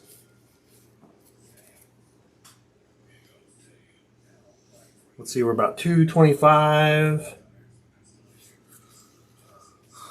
Let's see if I could do this without either my head in the way or my ball stick slipping.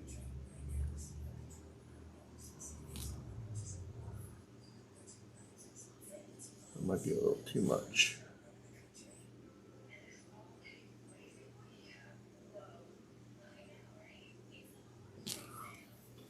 I think it's fine. I think it's fine.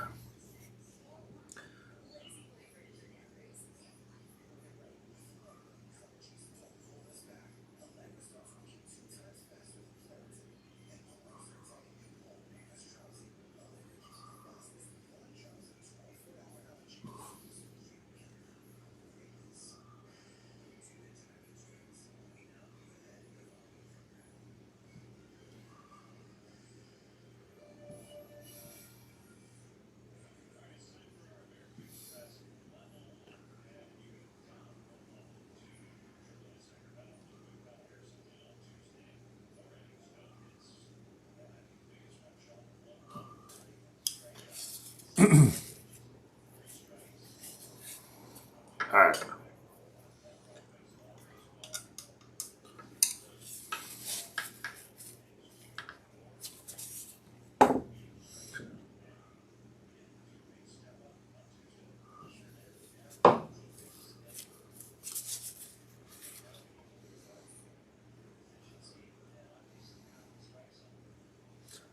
Let's get rid of the small brush.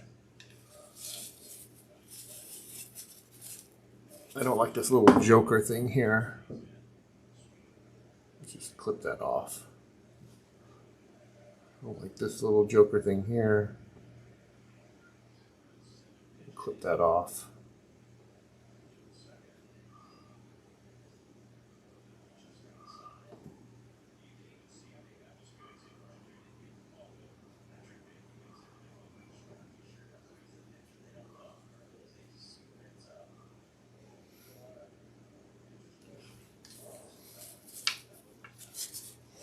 All right, let's get rid of this little brush. I know I've said it a couple times now.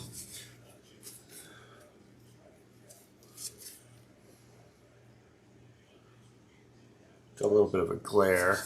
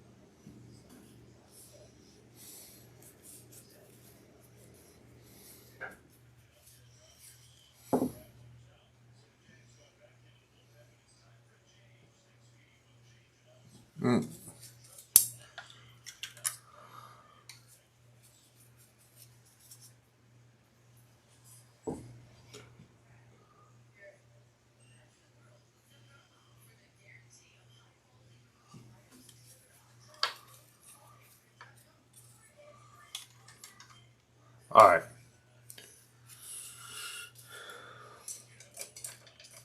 So let's work on that hair a little bit.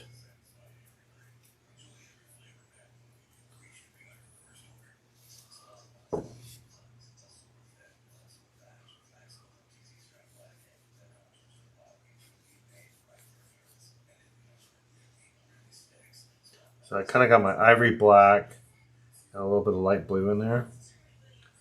Probably a terrible idea.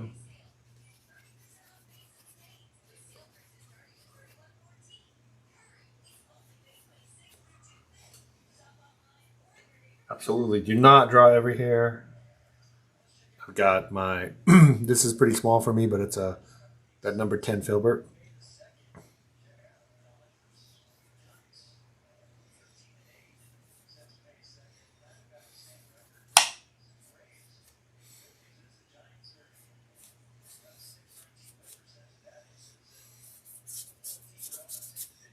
Let it kind of disappear into the background.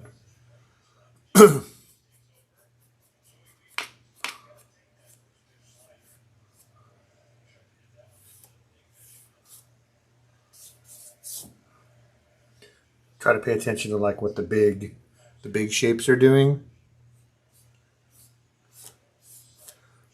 Not too much. Don't put down too much paint, because we've got kind of that nice underneath that kind of that base, that dark base.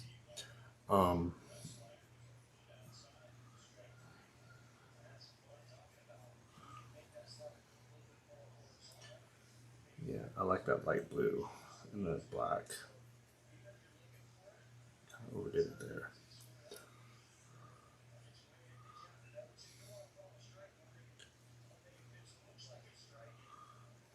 So sparingly, sparingly, sparingly.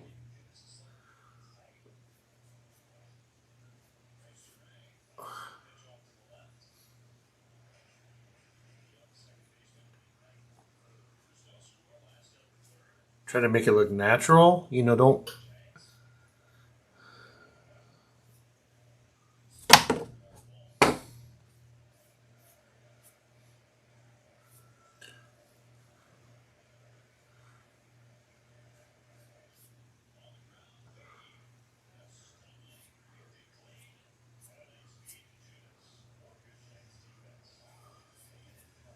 I think that's as much as we want to do with that.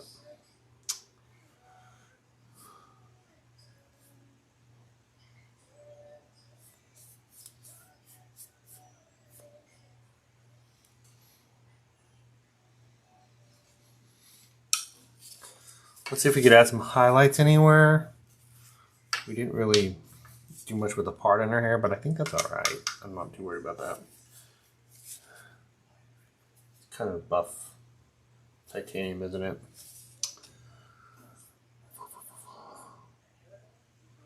So kind of follow the line. It's kind of doing this kind of thing, and then just kind of blend it out into the direction of the hair. Looks like it's wider at the bottom than the top. It's probably okay. If it's not okay, just fix it.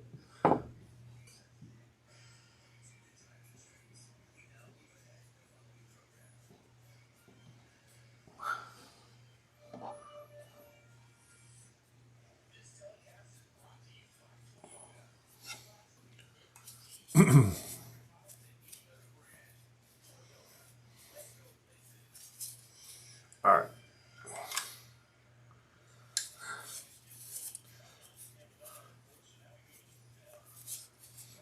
So you can blend this out a little bit.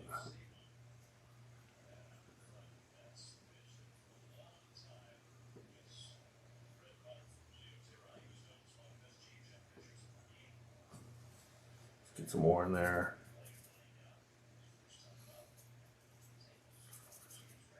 Be careful, like I was using this brush for black, and now we're using it for white, so.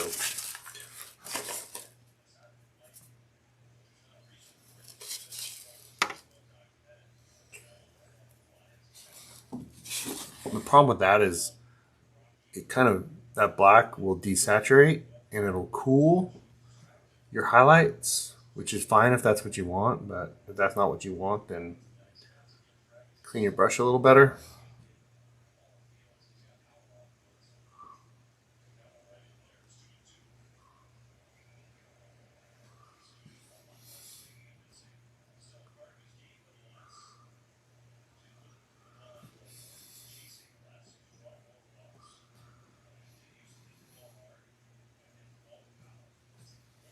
Yeah, I think for portraiture, these brushes are really good.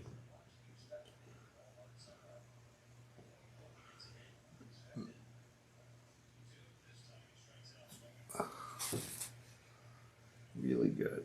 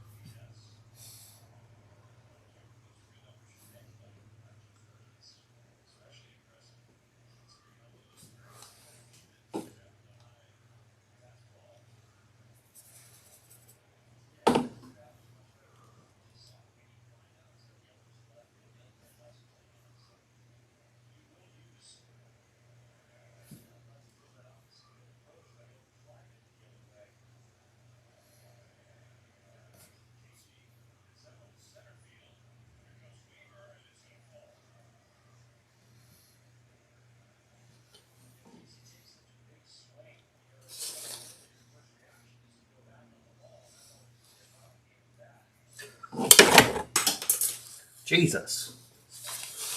I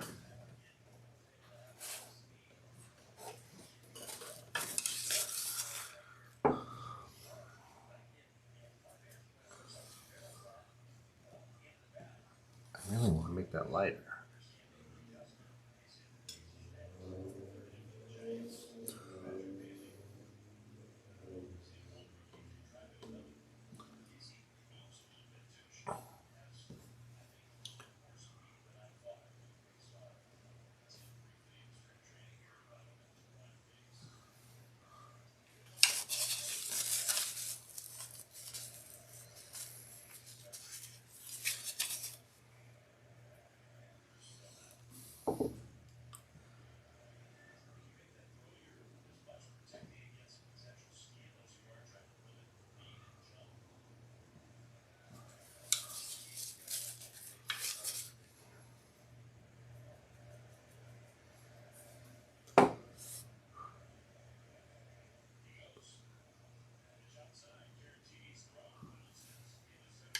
All right, guys, I think we're done. I think I'm done.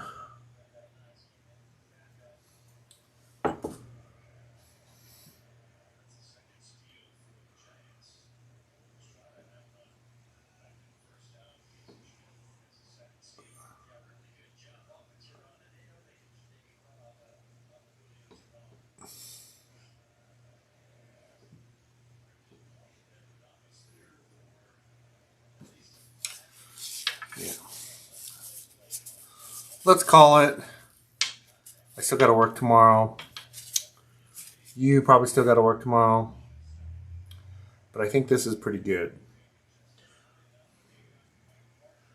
I think it's a pretty good spot to end it.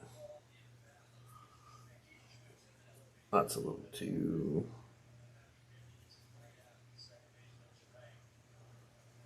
Get some weird spots up in here. Our green area. Try to fix that, and then we'll call it.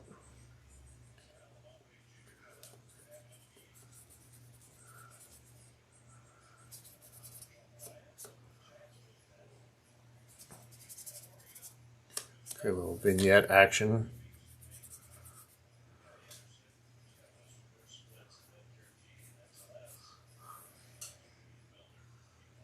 Yeah. Well, thank you guys. I think we're going to call it. I'm sure I'll fuss with this a little bit like I always do. But so we did this one in 2 sittings. It's not quite perfect, but I think it's pretty good. Like I keep finding stuff like, what about the tear duct?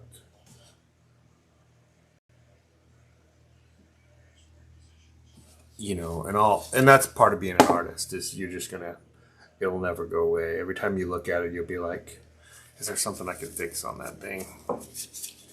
And we talked about it before.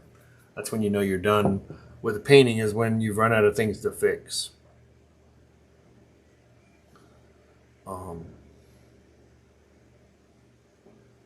But anyways, I appreciate you guys stopping by, hanging out. I hope you're learning something. Even if you're not learning something, I'm hoping you're enjoying the company. I have no idea what we're going to paint next. I'm still working on my big figure painting. It's got some nudity, so I'm not so sure how to share it yet. But I've got a whole bunch of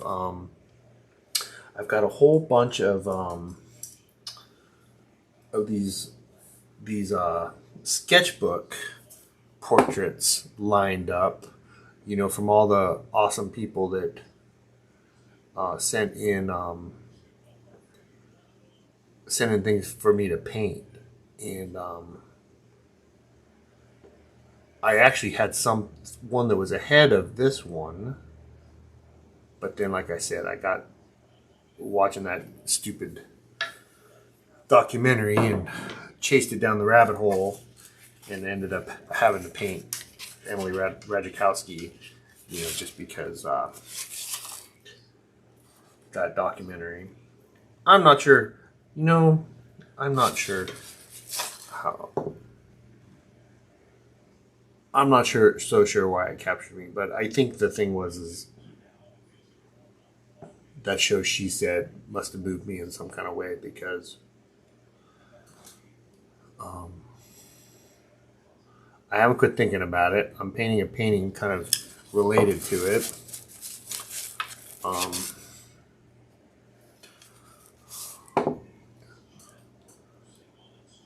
And I'll let you look up Emily Ratajkowski's book and her story, and you can be the judge of how you feel about it. But it moved me. It kind of brought the whole Me Too movement back into my consciousness, and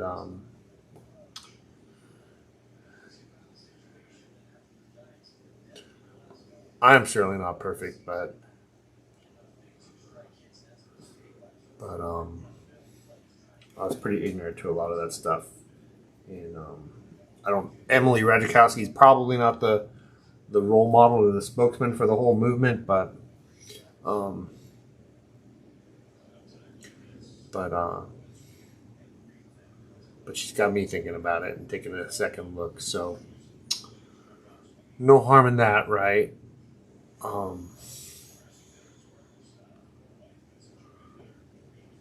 Plus, I deal with women and female models, and um, I'm always so concerned about their comfort and safety, and which is a new thing for me. Come a whole life without interacting with models, and now I basically book up to 3 models a week, and so that's got me thinking about them and the whole thing, and their comfort and safety. I guess I'm kind of I don't want to rant too much, but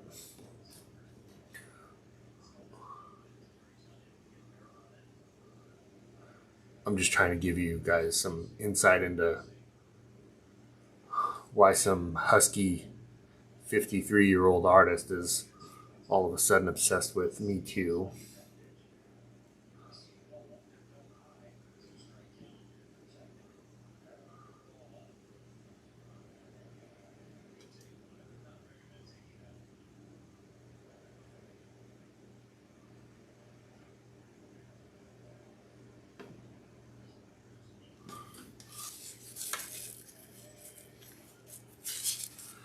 Probably the wrong brush for that. Let's grab that filbert again.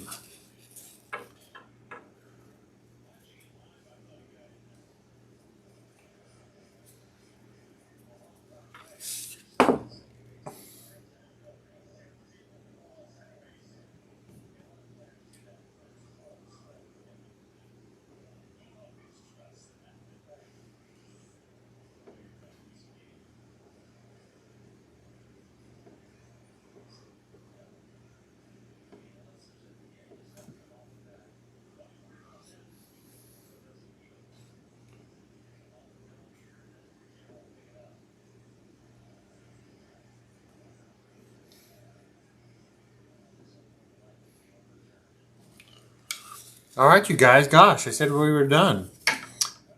Seriously, though, thank you very much for watching. I really appreciate you guys keeping me company. If you have any questions about what I'm doing or about our meetup group and our paint outs or anything like that, be sure to drop me a comment. Be sure to check out our meetup group. It's South Bay Art, and you can get there from meetup.com.